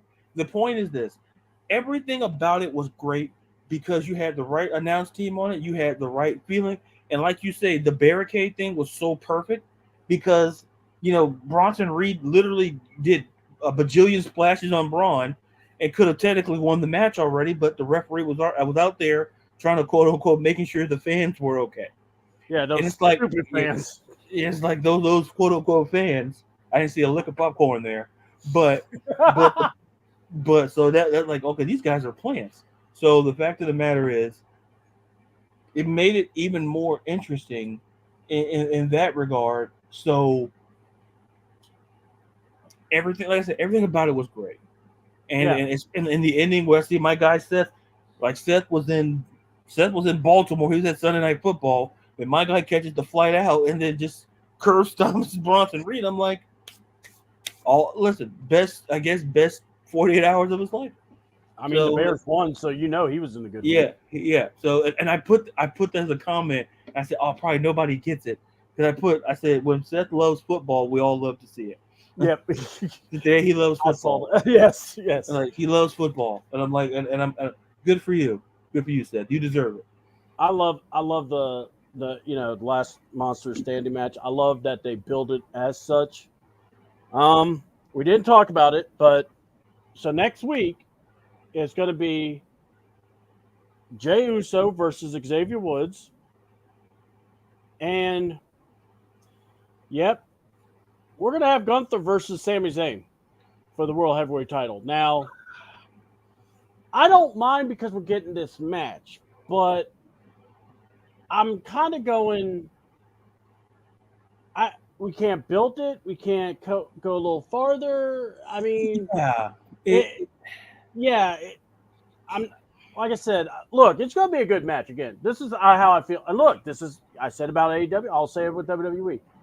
I think they did a good job. I think but I'm just saying, Hunter, you couldn't put this in Bad Blood. Come on, it would have fit. right. Because if they're sticking to the short card situation, the five Mm-hmm. match schedule, I understand. Yeah, I But do too.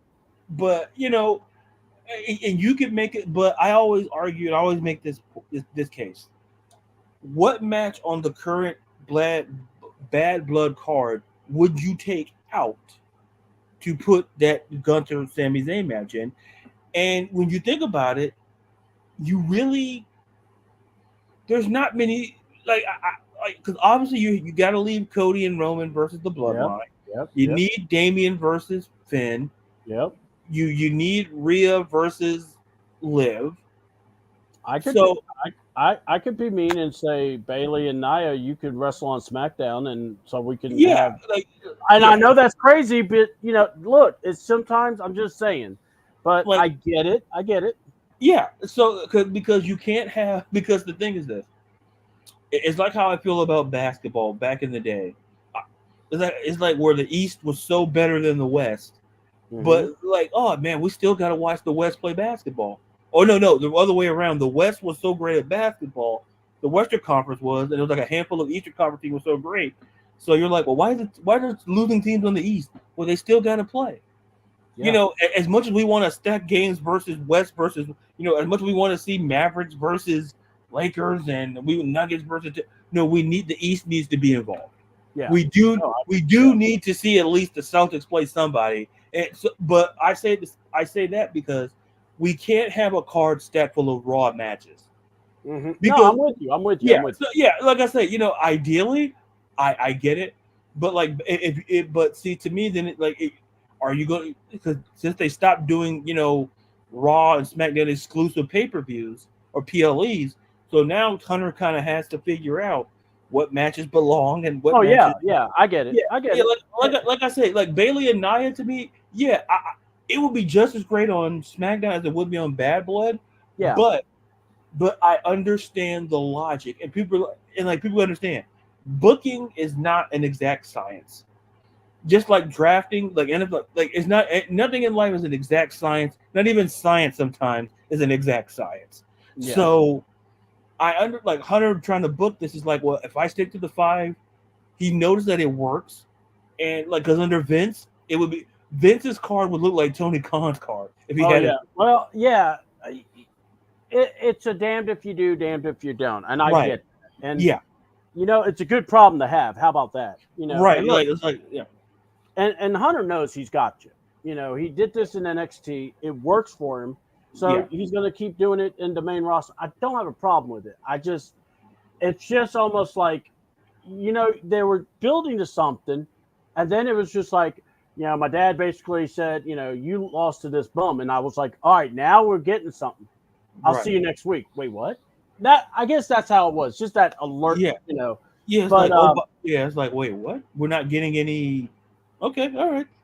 Ilya Dragunov has Oh, an ACL, I believe, yeah. or ACL. yeah, He's 6 to 9 months. They said so. Get well. This Yeah. guy, that's a big loss because he's a mid card, but he is phenomenal. I mean, yeah. but I think maybe that's why we see Braun as a Yeah. I think face that's why now. yeah. Because probably the plan was to kind of have Braun push even further with the heel. Yeah, But Ilya's injuries, like, well, we can always turn Braun face yeah, for the intermediary, and then when Ilya gets better, I'll give Ilya a year.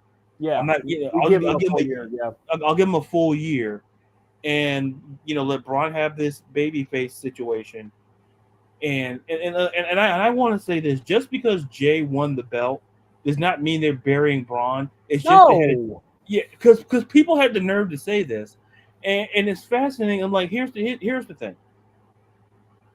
I understand what Hunter's doing in this regard. Like, look, like Jay, putting the belt on Jay is ideal for a number of reasons, and Braun is just as good without it as he. Look how great he was before he even had a singles belt. yeah, Like, okay, like even before he became NXT champion, yeah, multi-time, he yeah, was still a force. He's still a tour de force. It's just now we're taking that, making him kind of give him that baby face one. So don't be shocked if you see a couple of heels. So they're trying to. Eli's injury was that impactful, and hoping yeah, he gets better, like you say. But it changes what Hunter wanted to do, probably going into 2025. So now he has to kind of change it up, make Braun a face, which is fine, and like let Jay have his run. Let Jay have his run, given his story. Only thing I didn't like was Braun Cody. When you talk about, Jay talk about his mom, and then here comes Braun, and then because Rikishi was probably the only one having it was Rikishi, because it's like, oh, he's gonna mention me, and then you hear Braun's music. Wait, no, Jay, finish what you were gonna say. Nope, nope, and not Braun said, and then of course she's like, it better be an epic heel promo. Braun, I respect you. yeah, you're a good man. Thank You're a you. good man. Now I have something. I have a burrito and catering. I'll see you later. Yes. Oh, by the way, All right. Braun, geek. Yeah. Well, all right. Another thing that just dropped. So MVP has a major announcement to announce on AEW 5, and then we got news that Taz got attacked in the parking lot. So Nigel is going to be doing commentary for in his place. So take that for what you will. I'm like, I've never thought I would read, hey, an announcer got beat up. Yeah. Don't go to NXT's parking lot. You I won't was just about to survive. say, listen, I live about an hour and a half away from the, like, no. Where are you going to All park right. at? Yeah, I'm parking on the opposite side of the street. That's where I'm.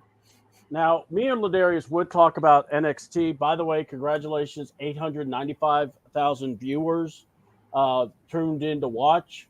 They had a .26 from the 18 to 49 demo, so good job on them. Hey, I'm in that demo. Thanks. Yeah, me You too. showed up. You showed up.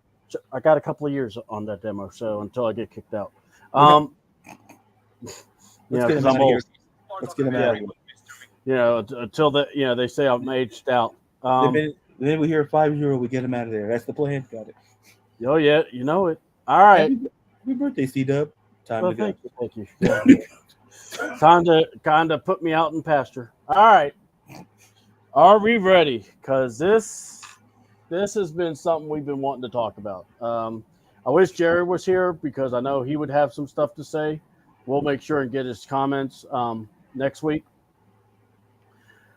If you have been living under a rock, and I would ask you, why are you living under a rock? But anyway, NXT or Netflix had a documentary of the Vince McMahon documentary. Now, I know LaDarius, I know I actually said I probably wasn't interested in reading it or watching it, but until I saw on X, Vince McMahon gets on X and is basically saying, don't watch the documentary. And then news comes out that he tried to buy the documentary. And in my opinion I thought this was going to be a fluff piece. I really did. Yeah. And I don't think for people that are wrestling fans or that are into it, like a lot of us are, I will say this. I don't want to say this was like groundbreaking. I think honestly, this is a lot of stuff a lot of people know, but yet if you watch the first episode, Vince says it himself. So many interesting stories. I'm not telling you. That alone should tell you this is about to be a one that you're going to have to question everything this man's saying. Yeah. He's talking a gig, he's talking the game, how this goes. But then then he says in one point, a good promoter, you tell them what you want them to hear you, but then you're really meaning the other thing. And I'm going, so basically you're a hypocrite. Yeah. All right. So these are just like small. So in my head, I heard these things and I said, they got enough on, or they got out of him. And then once they got to this point, because if you know this interview, what was it? They had 200 hours of interview.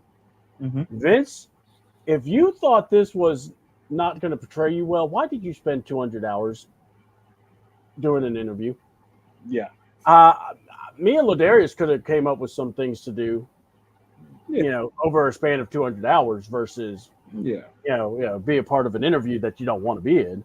Like, but C-Dub, when I first got here, I felt like C-Dub was trying to destroy my reputation.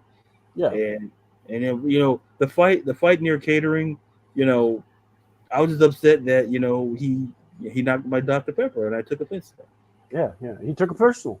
Oh, were you going to press charges? I can't talk about that. Yeah.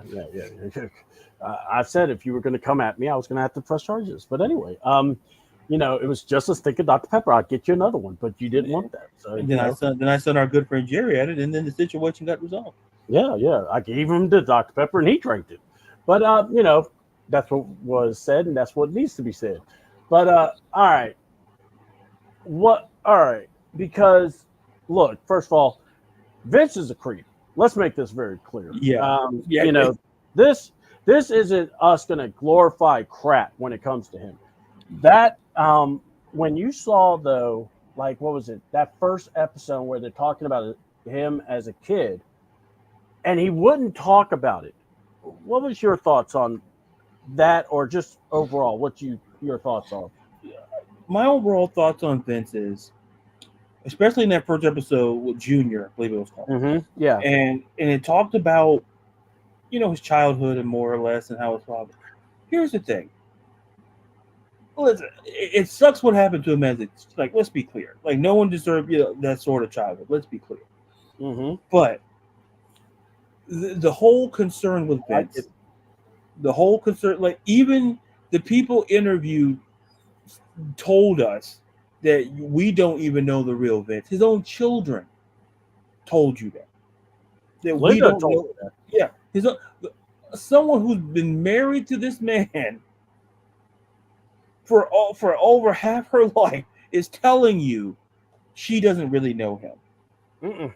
And that's deeply concerning to me. And progressing forward, and the part with the female referee, was disturbing. Where Rita chattered. What made that equally disturbing, and we talked about the comments off camera, I think the other day, is just like, oh, well, it was consensual, and had it been what we did, I don't want to say the word, had it been, we'll just say tape. Oh, the statute of limitations, and I'm like, you, Vince, you basically said what you did was not consensual. Because why would you need a hypothetical in that situation? All you had to say was that I didn't do it. And while it had been flimsy or half-assed, that's a lot better. Sometimes you need to learn to stop talking. And and I think this particular problem was that, look, when she, and then they showed the clips when she was on Geraldo and all the, and gave a description of how this man was. Mm-hmm. It's like, and a part of you thought meant he would do something like that, and it was Yeah. believable. And if you watch further on and all the other stuff he did, like, Ashley Mazzaro, what he did with her, that was, yeah, and not just that. Look, he covered up a murder for Smoka. yeah, and it's like, how do you, like, there's nothing. This whole, there's a, when somebody wants to buy back a documentary, let me tell you, it's not because they want to edit. It's not because of something good. Okay, like, let's be super clear. He knew that there was stuff in there, despite those 200 hours. Mm-hmm. He knew that, oh man, I'm going to look worse. And then even the documentary admitted they had to stop filming because the new allegations had came out. Yeah, and by the way, this was recorded during the time of the affair he was having with Grant. This is what people, some Yeah, people weren't putting two to two together. That's what was happening. yeah. So So that's why, yeah, and they made it clear in the beginning, like, that's why they had to stop filming, was because of those allegations. So here's the reality, and people have to look at it this way. You can look at Vince in two different spectrums. You can look at Vince as a guy who literally bet on himself, and he bet on his ideas mm-hmm. to make wrestling the way it is today. Yes, He could, let's be clear. Not only before, like, anybody who knew about wrestling knew if WrestleMania 1 failed, he was screwed. If yes, he couldn't get that done, and then that's why we just had 40 years. We had 40 years of WrestleMania, and we're gonna be on mm-hmm. 41 coming next year.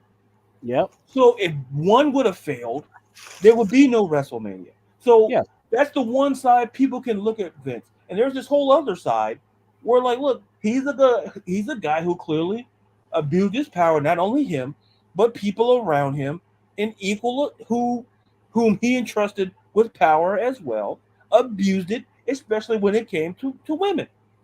yes. I And mean, and yeah. and Go ahead.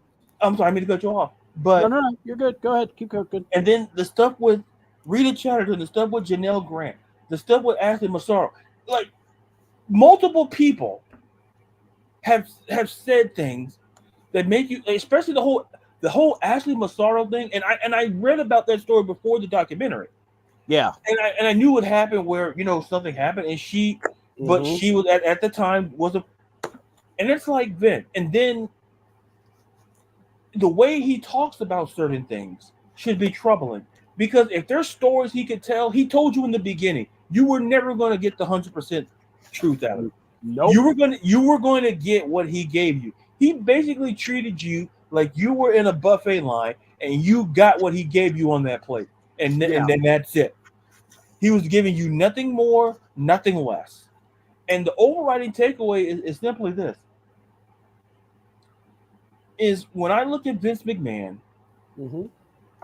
there's a reason why he's no longer in the company. And I said no when his daughter left the company. Yep. People wondered why Stephanie would leave the company. Well, we found out why she left the company. Mm-hmm. It's not that she didn't love wrestling. It's just that she did not want to be in the same room with her father. Like, with the man, and especially, how do you, and he has granddaughters. Yeah. Like, how do you explain? Like, I understand. Like, the whole thing is this: for anything for WWE, listen, his treatment of people and the cover up Yep. Go ahead. makes him look so bad. Like, you, my guy, you covered up. You didn't cover up like petty theft. You covered up a murder. Yep. A woman died. Yep. Like, let's face the facts. A woman died. Her Yep. family's grieving. Yep. And everybody in the room thinks, oh, well, Snooker probably did something.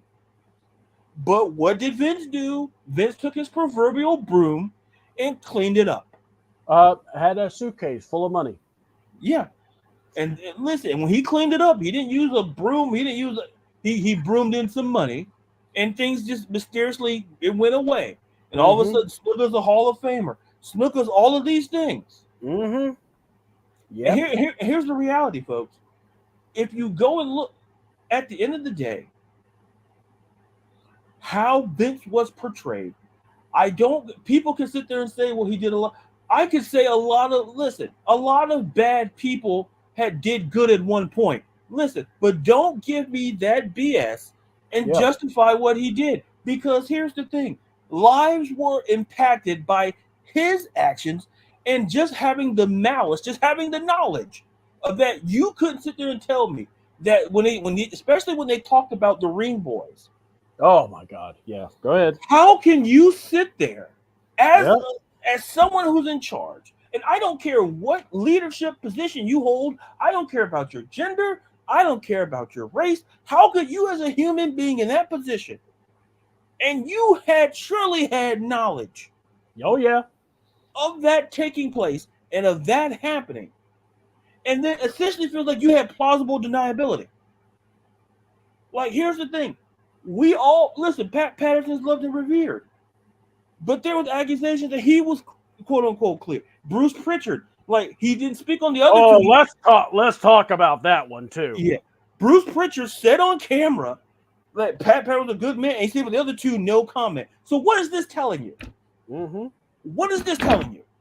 Like, I'm not getting angry, but it's frustrating because we have to look at the lives affected. And at the end of the day, no one's taking away the impact Vincent Kennedy McMahon has had on wrestling. No one's taking that away. But that does not mean you're a good person, because here's the reality. You can save lives and be great, but you can still be somewhat of a terrible person. Like, I hate to break it to people. Like, I'm not going to go through a list of history, because if you know history, we've seen people who were perceived as good and did some pretty bad things. Whether directly or indirectly. Yep. Because at the end of the day, just seeing Rita Chatterton when she was on Geraldo describe what this man did. Yeah. And then what was worse, and then when the statute limitation thing was lifted, all the pay. Oh, now he paid her. So if you were innocent, Vince, because people say, oh, well, it's just for it to go away. Yeah, no. I get that. But listen, we're talking how many bleeping years?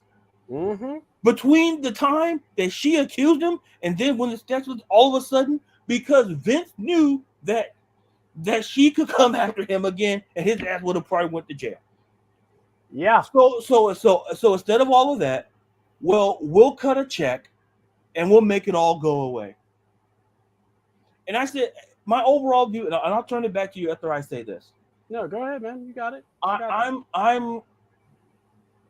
It's upsetting that, like, listen, and then I saw when Bret Hart talked about what happened in Montreal. Yeah. And it's simply like this. Like, Bret's not one for theatrics. This man was crying because of the way it was handled, and he had every right to be. And he had every right to spit on Vince McMahon. And listen, as much as I like Shawn Michaels, as much like Triple H, you lied to his face. Mm-hmm. And you knew what was going to happen. You may not have known how it was going to happen, but you knew it was going to happen, if that makes any sense. You knew it was going to happen. You knew Bret Hart was going to get screwed in his home country, no less, in front of his fans. You knew that. And basically, and like his wife at the time had said, what Hunter talking about, what goes around comes around, when they were outside, when they had the footage. And then you could hear Bret asking Shawn, did you know what was going on? And then Shawn Michaels swearing to God that he didn't know what happened. Well, back then Sean was a dick, and he even told he said it on the show, and Bret Hart said the only reason why he didn't want to do what he did was exactly what you said. Those were the exact words he said. At that time, Shawn Michaels was a dick. Yeah. And that's some of that hate, that vitriol. That stuff wasn't kayfabe. They legit didn't like each other. No, they That didn't. was like just two dudes who, if they were at a bar, got into a fight. Like that's how it was. Like, and crazy thing is, they can rest. They're like the best two wrestlers together. Like they make the best wrestling ever. Right. Let me jump in because I wanted to go here because you went in so many areas, and I want to just say thank you. 2021 is when this started. All right. So why I bring that up is because I wanted to figure out something, and I'm gonna find out when did Triple H. I'm trying to have the heart procedure. Okay, I'll just do stroke. I didn't want to do that, but September of 2021. So I want people to understand this is what was happening during this documentary. Vince McMahon, I loved it because they caught him in so many lies. Number one, do you remember the time they brought up the territories? Mm-hmm. Oh yeah. But then he's talking about how Ted Turner was doing it because he's trying to take him out, and it was effectively hurting him. But I went, you did the same thing to Vern Gagne in the territory. Yeah, you literally did the same thing. Hey, Bray, you literally did the same. You did the same thing. To me, I'll let you get back to it, but that to me was hilarious. It's like, didn't you do that back in '80s, like in the early '80s? Did you not do that? What's the difference between what I said? Only difference is that Ted had more money than you. That was the only difference. At that time. That's when Vince goes and says, "I say one thing, but I mean the other," and I'm going, "That's not how it works." And then I'm going, so basically, you just told these people you're a hypocrite. Yeah, and and see, all I'm doing is I'm listening to this interview, going, how is this being done? This man, basically controlled every aspect of the interview. Hey, babe. All right, he controlled every little aspect of it. And with that being said, that's what made him who he is. That is what, and then the whole Pat Patterson, the Ring Boy scandal. Thank God they went over that. He wouldn't talk about his family history, wouldn't talk about, what happened, So when you have that situation going on, that just shows you even more of how much controlling he is. Yeah. So he's trying to control everything, episode 1, from hour 1 to hour 200, and that's why I said to, it's like I'm watching this and people are like, well, we didn't get nothing new. You weren't going to. You weren't going to get anything he didn't deem you needing to get. Yeah, he told you that literally in the first 5 minutes. He told you might get something that are semi interesting. He said he had interesting stories, but he gave us semi. He said he'll try to make it as semi interesting as possible.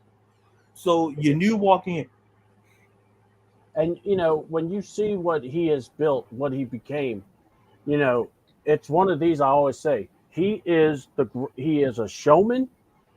He's a guy that, a great promoter, but that's it.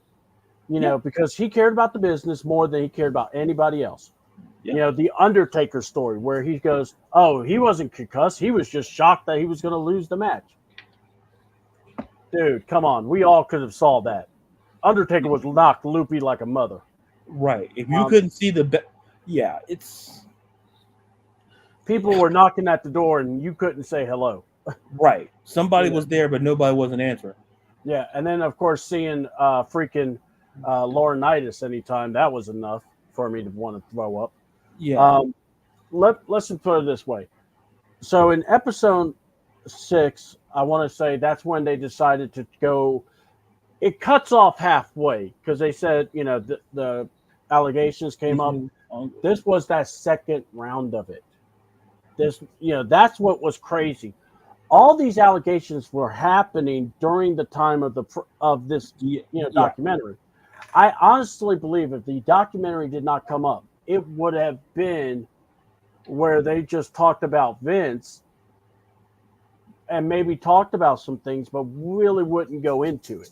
Right. But no, man, they went in, and I will say this: Janelle, whatever is going to happen to him, it's well deserved. Yeah. He's a jackass, and I don't have a problem saying it. It's hilarious. He wanted people to look at him like a father figure. Yeah. Like, bro, you're not Mike Brady. Like, what are you doing? You're not the guy. And the thing is, Bruce Pritchard going off and saying this is a got you piece. Yeah, and then the writer said, and then when Vince said, "Why is this writer coming?" and the writer said, "Because he's a dirtbag." Yeah. The writer said he's a dirtbag. That's why he went after. He's like, "Oh, he's coming after." No, the writer said Vince McMahon was a dirtbag, and mind you, that was the night. So it's to your point, C-Dub. It's to the level where it's simply like this. Him leaving wrestling was the best thing to happen for WWE, because here's the thing. I don't know how take away the stockholding, take away that. Yeah. Take away all of that and just look at your fan base. Mm-hmm. I say you have just as many females who are wrestling fans as you and I are. Yeah. Yeah. And otherwise, from all knowledgeable. Yeah, they're knowledgeable. Right. And some I talk to some constantly pay-per-views and stuff. Mm-hmm. So I know they know their stuff. Yeah. And I know, to me, getting rid of Vince was the right decision, because this is the problem. How do you justify to your fan base? Because listen, this is not the Rita Chatterton, Janelle Grant, Ashley Massaro. Like how much? There were a lot more that we exactly. And like I said, and that's just kind of the tip of the iceberg. And how do you justify those actions? Yeah. Because here's the thing. At the end of the day, it was Vince. There's a reason why Vince wanted to buy it back. Because there's like I said, you're not gonna buy something back. Oh, I just want to keep it for my collection. No, you knew you screwed up. Yeah. And you knew you were trying to come off you had the nerve to come off as a victim. You know that one time he's in one of the like in episode 6, it was actually episode 6. He's like, I have like 2 computers in my head, one what to tell y'all, another about what's going on in the business, and then my third. And he's like, well, what's the third saying? I want to do something fun involving a lot of sex. Like, my man. What are you doing? Yeah. It's like, they didn't coerce him to do shit. Right. He's bringing this on himself. Right. On his own. When you watch it there, and then the questions that they do ask are the same ones we would ask. Yes. Especially when it came to the territory question, and when it came to the other, like, how was it different? It's the hypocrisy and the nerve for him to stand, and for the things that he's covered up. Because listen, I don't want to go religious here, but I'm going to tell people like this. We all got to stand for the things that we do. Yeah, exactly. Good, bad, or indifferent. So I'm not sitting here trying to say Vince is going, but here's the thing. I don't know. He sat up there and basically imagine how Linda, and Stephanie, this is how he treated women. So how can he sit around and say, and so when this whole women's revolution thing came, Vince maybe did care about. Vince loved the wrestling aspect of the women's, but he actually they said I know, but here's the thing. Him and Bruce hated it. So here's the thing. He could say that he loved it. Yep. But here's the thing. I was going to make the point. Go look at the attitude. I'm sorry. Oh no, you're good. But go look at the attitude era. Yeah, exactly. Go look at how many talented women. Like, for God's sakes. Jacqueline and Ivory, they were already trained wrestlers. Molly, yeah. These were trained wrestlers that you had. Ivory. Like, so you had, and then you go down further, like Victoria came. Like Mm-hmm. you had trained wrestlers, but you subjected them to bikini, to lingerie matches and bikini matches, because how can you? And that's what I was gonna say. How can you sit there and say, yeah, you may say you love women's wrestling, but let's face the facts. Your actions and your words are two separate things. Mm-hmm. And so, and for the fact that, and for now that I'm glad women's wrestling has progressed beyond that, and we're Yeah. seeing them for their talent, and there's a lot of damn talented women in that company, because Vince didn't care. Vince told you that he cared, but his actions showed you that he didn't, because he didn't. At the end of the day, Vince was trying to get with the talent than trying to work with the talent. Yeah. I mean, you saw what was it with Sable? One of Yeah, the lawsuits, and he didn't want to remember that. Let me yeah, explain something. If you sue me for $100 million, yeah. I'm I'm not going gonna to. remember it. Right. That's like one. You may not remember it at first. You're like, oh yeah, the $100 million lawsuit. Yeah, Yeah, I'm yeah, gonna remember someone who's trying to come after me for accusing me of an unsafe work environment, accusing me of. Yeah, I'm gonna put that in. I'm gonna put that feather in my cap. yeah. And So it's all bad, and like I said, people can say, "Oh, well, Vince did all these things." His actions, because listen, yeah, just as much as he did a lot of covering up and a lot of a justification for covering up. So explain to those families of the people who were impacted by your actions that what you did was okay. I mean, here's Because one for you. Pat Patterson. yeah, He should not have been still working. I mean, I yeah, get it. He helped make the Royal Rumble. All right, big whoop. Count down to 10. You start with two people and you bring them every 9 seconds. That somebody would wasn't have that. Yeah, someone. somebody would have came up with it at some point. Yeah, Yeah, and I'm sorry, Pat Patterson in that Legends House thing when he came out gay. It's like in my head, I was like, no, you're a pedo. I'm sorry, you yeah, you don't act not you, in a that yeah, manner, but it's just there's certain things if you notice what he was doing, and yeah. it was really concerning, and I just it sickened me. It really did, and And and to call and to say they were lying. Like, here's the thing. You know, I lean back this on my criminal justice degree. Sometimes yeah, I have to use it for other, but here's the thing. When you say the things of here's the thing. When you try to clear people in their name, here's the thing. Why would so many people lie on one person if there was not a modicum of truth in it? thank you. Like, It's like this. Not all the stories about you are true. I get right. that. Yeah, Well, why are there so many stories about you? right. If there was one or two, okay, you can make a case, maybe not a strong case, that it's personal. But when it's 5, 10, when it's multiple people saying the same thing, and and then what's worse is that when Bruce Pritchard basically said, "Oh yeah, no comment on the other two guys, but Pat Patterson is a good man," and I'm like, this is the problem, and you see it today in other aspects Uh of huh. industries where you create a justification that not only is easily the worst thing you've ever heard, but the fact that you actually believe that you want people to believe Mm-hmm. that, listen, Pat Patterson could be revered. He could. We're not talking about Pat Patterson, the first IC champ. We're not talking about. We're talking about No, what Pat. We're hold talking on. about We're talking about a man that grabbed Tony Atlas Pecker. I mean, come on, exactly, and grabbed a exactly, bunch of other guys. I mean, it's like, exactly. dude, It's like people want to say, "Oh, well, like, listen, we're talking about Pat Patterson, a guy who abused his authority." yes, Like, and like, and if you have like Tony Atlas saying it, and like Tony Atlas, even though he's more of whatever, but he basically said, and when in the interview was like, "Oh, why didn't you go above?" Who only person above Pat was Vince. yeah, Well, you couldn't go to Vince because, like Tony said, you'd be fired yeah, and you need because, to eat.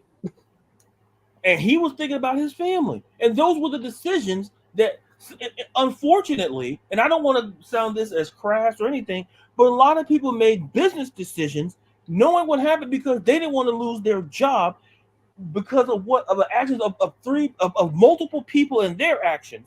Yeah, Kids who were traumatized, like I can imagine that. Like I when know. the kid was wearing the White Sox cap, and he was told like what, like Yeah, if you were innocent, Vince, fight for your innocence. If these men are innocent, you can fight for it. But they were guilty. And listen, if you fire two, you fire the third. And yeah. all of a sudden, Pat Patterson just went away, but he came back on. He came back months later. What are we doing? Well, because All that's his guy. That was one of his guys. That was one of his. yeah. Well, So what you're saying is that it's okay. Oh, it's okay for Pat and people weren't going to tell Vince like what Pat Pat, like why would Tony Atlas lie? yeah. I tell people, and I learned one of the things in criminal justice that I learned Hmm. two things is you listen to the person telling the story, and you try to find what's the why would they lie. And with Tony Atlas, here's what I put together. A, Tony Atlas had no reason to lie, Yep. and B, he was just as credible because he was around. So why would Tony Atlas have to lie about Pat Patterson doing what he did to him, and maybe countless other wrestlers who don't want to talk about it? Because we don't know. We just know the names that we were given in the documentary. We don't know all the ring boys who had to suffer that. We Yeah. just saw the one who was the face of the lawsuit, who sued Titan Sports or WWE or WWF. That's what we saw. And I tell people this: stop. And listen, I don't know who's listening, but I'm gonna tell you like this: Hmm. stop justifying bad behavior. I don't Yeah. care I don't care. We've seen in the news your favorite. We all know who they are. I'm gonna say their name. Yeah. Stop justifying bad behavior because that makes you just as culpable to a certain degree as them for Yeah. saying what they did is okay. And listen, and it's not okay because imagine being the victim, being the family. What do you tell them? You tell them why what this person did to them was okay. Imagine telling Rita Chatterton that was okay. Imagine telling Janelle Grant, and I don't want to get into that deeper because that's worse. It's Yeah. it's it's all bad. But here's the thing: how do you tell her? How do you tell them that you're okay with it? Hmm. Because that's somebody's sister, that's somebody's daughter. But here's the thing: when I grew up, my mom said something, and it stuck with me. She said a lot Hmm. of things that stuck with me, but the one thing she said was that you don't know how it feels like unless trouble sweeps your front door. Yeah. Yeah. No, She actually said I've you're heard. not gonna feel how they feel unless them issues come around and sweep around your front door. Yeah. Then you'll see how they'll feel. Yeah. And then you have to figure how to deal with, and then exactly. But my thing is, what really gets me is when you hear this. Like it started from the territories, how he was, buying the people off. He was Mhm. going, and not just that. Vince would have suitcases of money going to the local stations that were airing wrestling, going, air mine. This is how much I'll pay you. I mean, this is a man that was ruthless, okay, Yeah. in every regard. He was that way when he was young. He was that way under his dad or his stepdad or whatever you want to call him. You know, at this point, and then people going, well, he was obviously abused by his mom and his dad. Yes, but there are people that have been in that same demographic that have fought and actually gotten better, got help and been better. That's why we're so focused now on mental health also, as it Hmm. should be. But what he was doing was having his guys still working so much. The road schedules, you thought the road schedules here were bad. Nah, back in the old days, it was ridiculous. And he was even paying bonuses to leave the organizations you're working with. So with Hogan, AWA, he's working a program with the champ. Hogan gets to leave, and he got a bonus. And let me explain something, folks. When do you know Hulk Hogan is telling the truth? When his mouth is closed, because he don't ever really talk the truth. But I will say that whole thing with the Arsenio Hall saying, "Well, just tell the truth." Vince telling somebody to tell the truth. It's the most ironic thing I've ever heard. Exactly. That made me laugh so hard on that one. Like, but also, like Bruce Pritchard calling this a gotcha piece. See, I don't call this a gotcha piece. They went by the book with Vince. And Vince was dominating this. Bruce was, smiling, talking in the earlier shows. Later shows he wasn't, because, it was exposing. But here's the problem: when you stop production on a documentary, and the featured person has now all these allegations. Oh, wait a minute. These are some of the allegations we covered. And now you're paying for it? What's the problem, Vince? Now you know why he didn't come back for that second round of interviews. Because there's no way he could have came around that or talked about that. And that's where, I love that, because it basically exposed everything about him. And trust me, he did enough exposing of his own. But, I mean, it's just everything they did. And then Vern Gagne, they talked about Vern Gagne, talked about, all these, wrestling organizations. We're not even talking about the Owen Hart thing. Yeah. He made those guys wrestle while this was okay. I wasn't going to say it this way, but we had a murder over at the high school. Okay, I'm not going to say the names because everyone knows, and then, they closed that school down for a while. Why? Because it was a crime scene. That ring was a crime scene.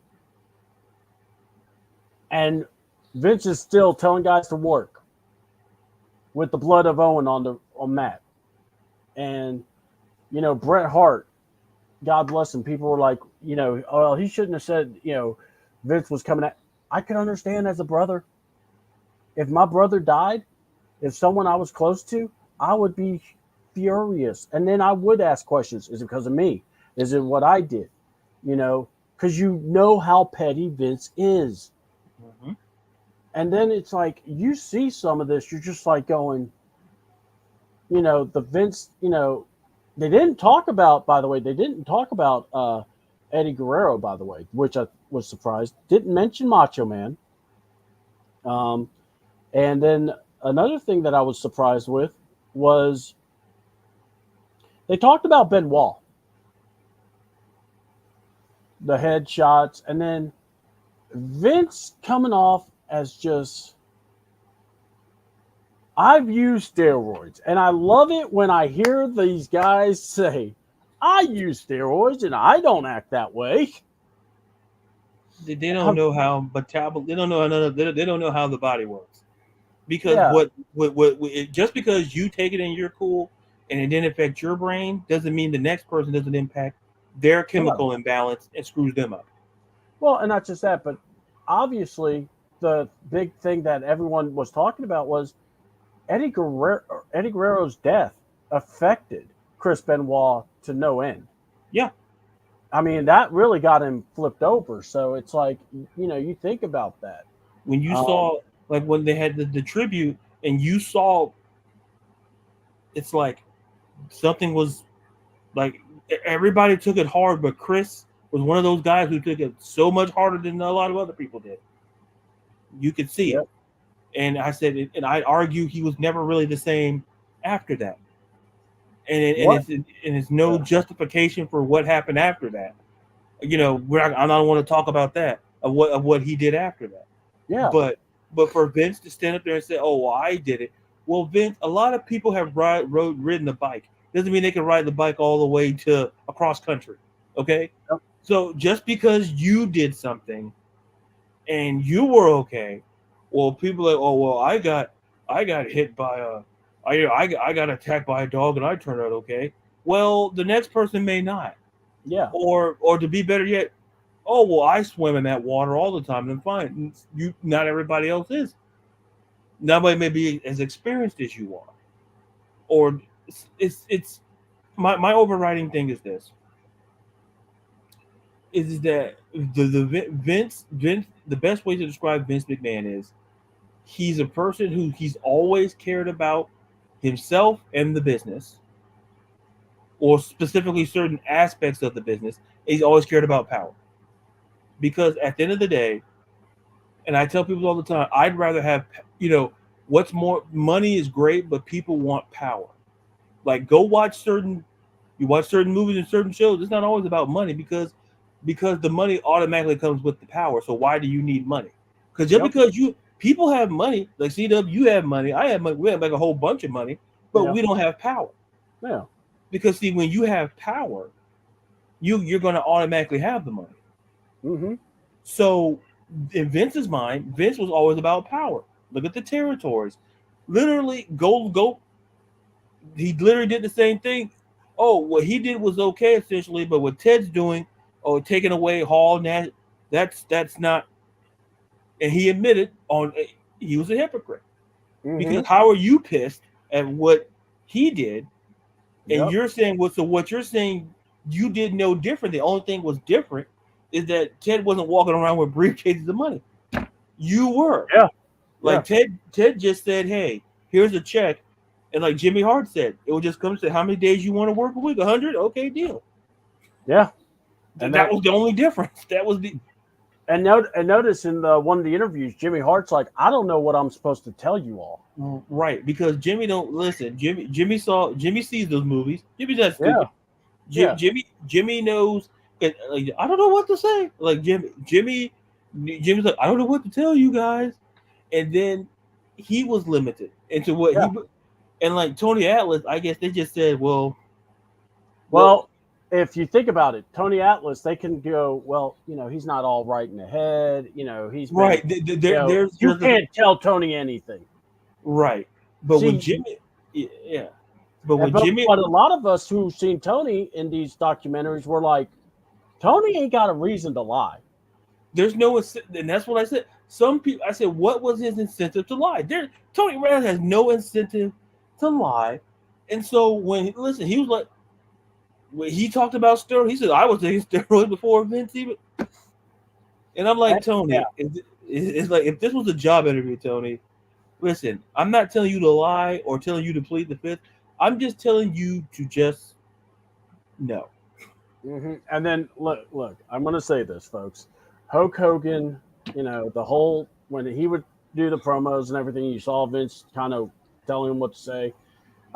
And by the way, it's like this, folks. If you haven't watched the Vince McMahon documentary, watch it. But also, look, we're going to have Jerry on next week. We definitely going to keep this going. But me and LaDarius going to watch this AW5 show, I guess.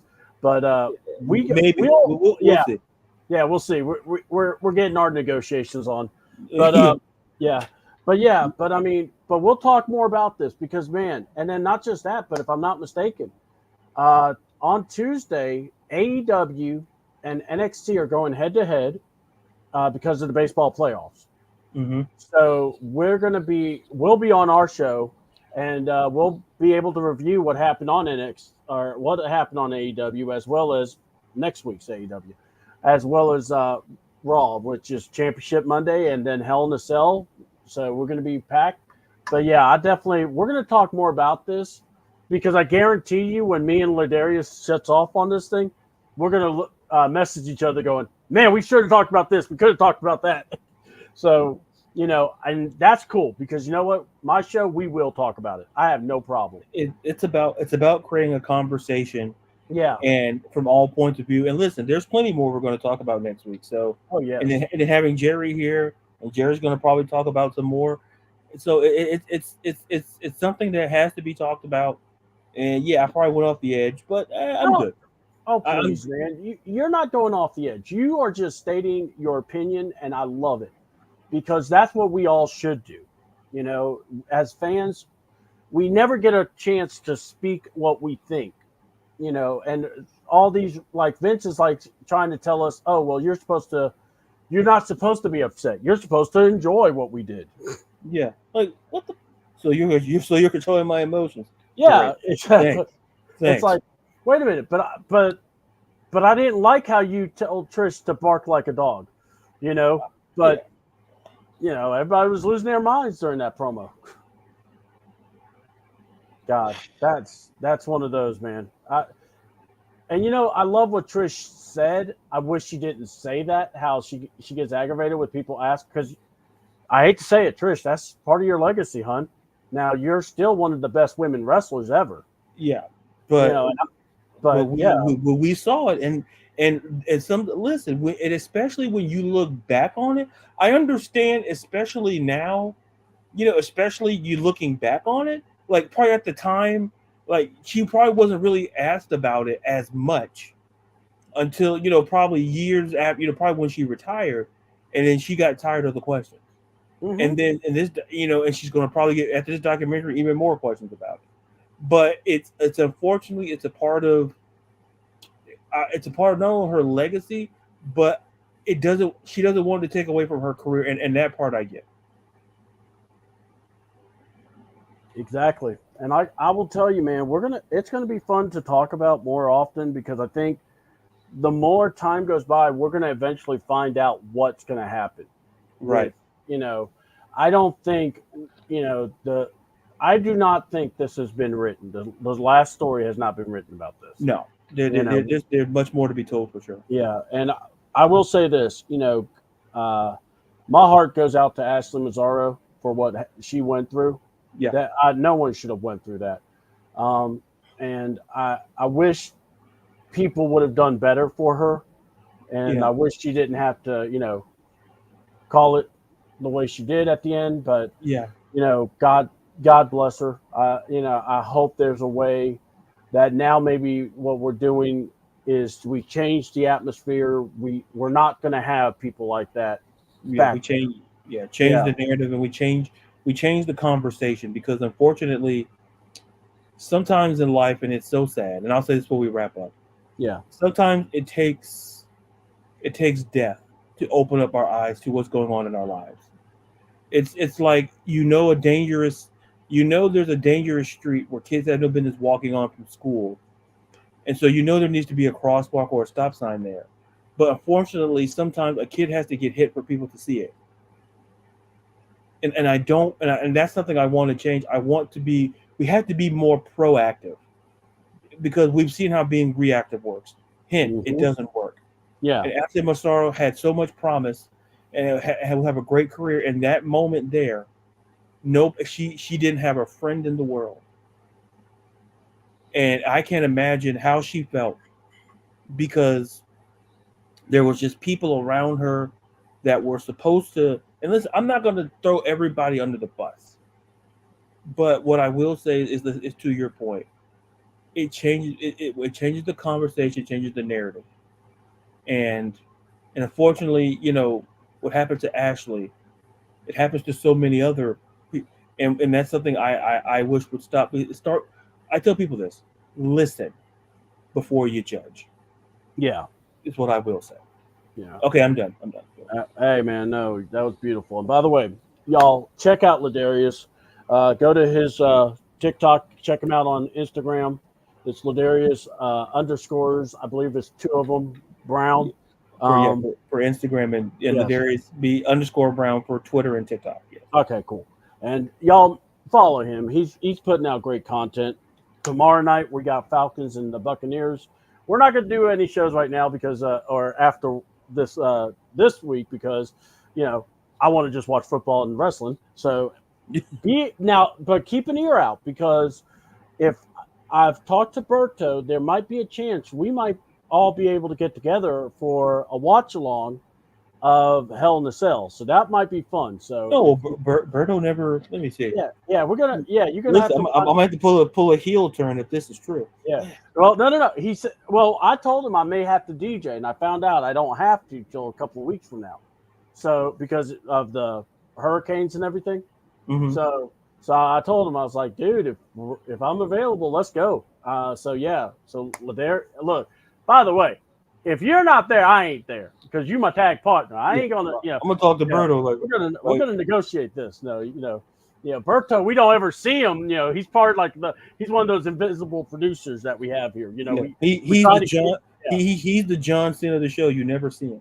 Yeah, but he's got great takes. I mean, just don't ask about CM Punk. I don't know why he hates that. I think he probably has that photo probably put in his room. So. Especially the one with Shawn Michaels shorts. Why is this zoomed? Why is that zoomed in? I'm like, went to Kinko's and had it zoomed in, like, that's not healthy. Berto, man, calm it down, man. See, he's got a family. He's got a dog. Oh my God, even the dog is telling you. Yeah, the dog's like, dude, you got some issues, and that's Larry. You got to have some self-evaluation. All right, so Taz has commented on X or Twitter, was at the hospital there, heading back to New York now. I need to see my doctor ASAP. These guys got me good at the arena and destroyed my leg.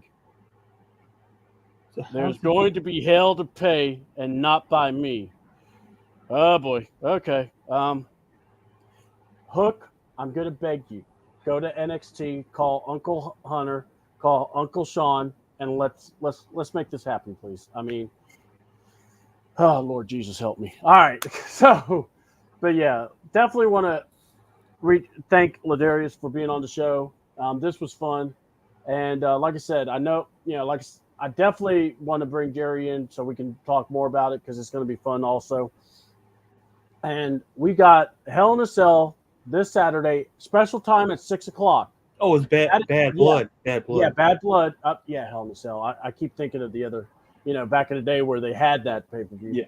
Yeah. But it's bad blood. But now it's 6 o'clock, and that's because they're having a UFC event later that day. So that's why the time it was so bonkers. And I think it's actually going to be pretty good. I look forward to it. Starting at 6 reminds me of the old 6:05 days. And then let's see. We got the Falcons playing Thursday Night Football.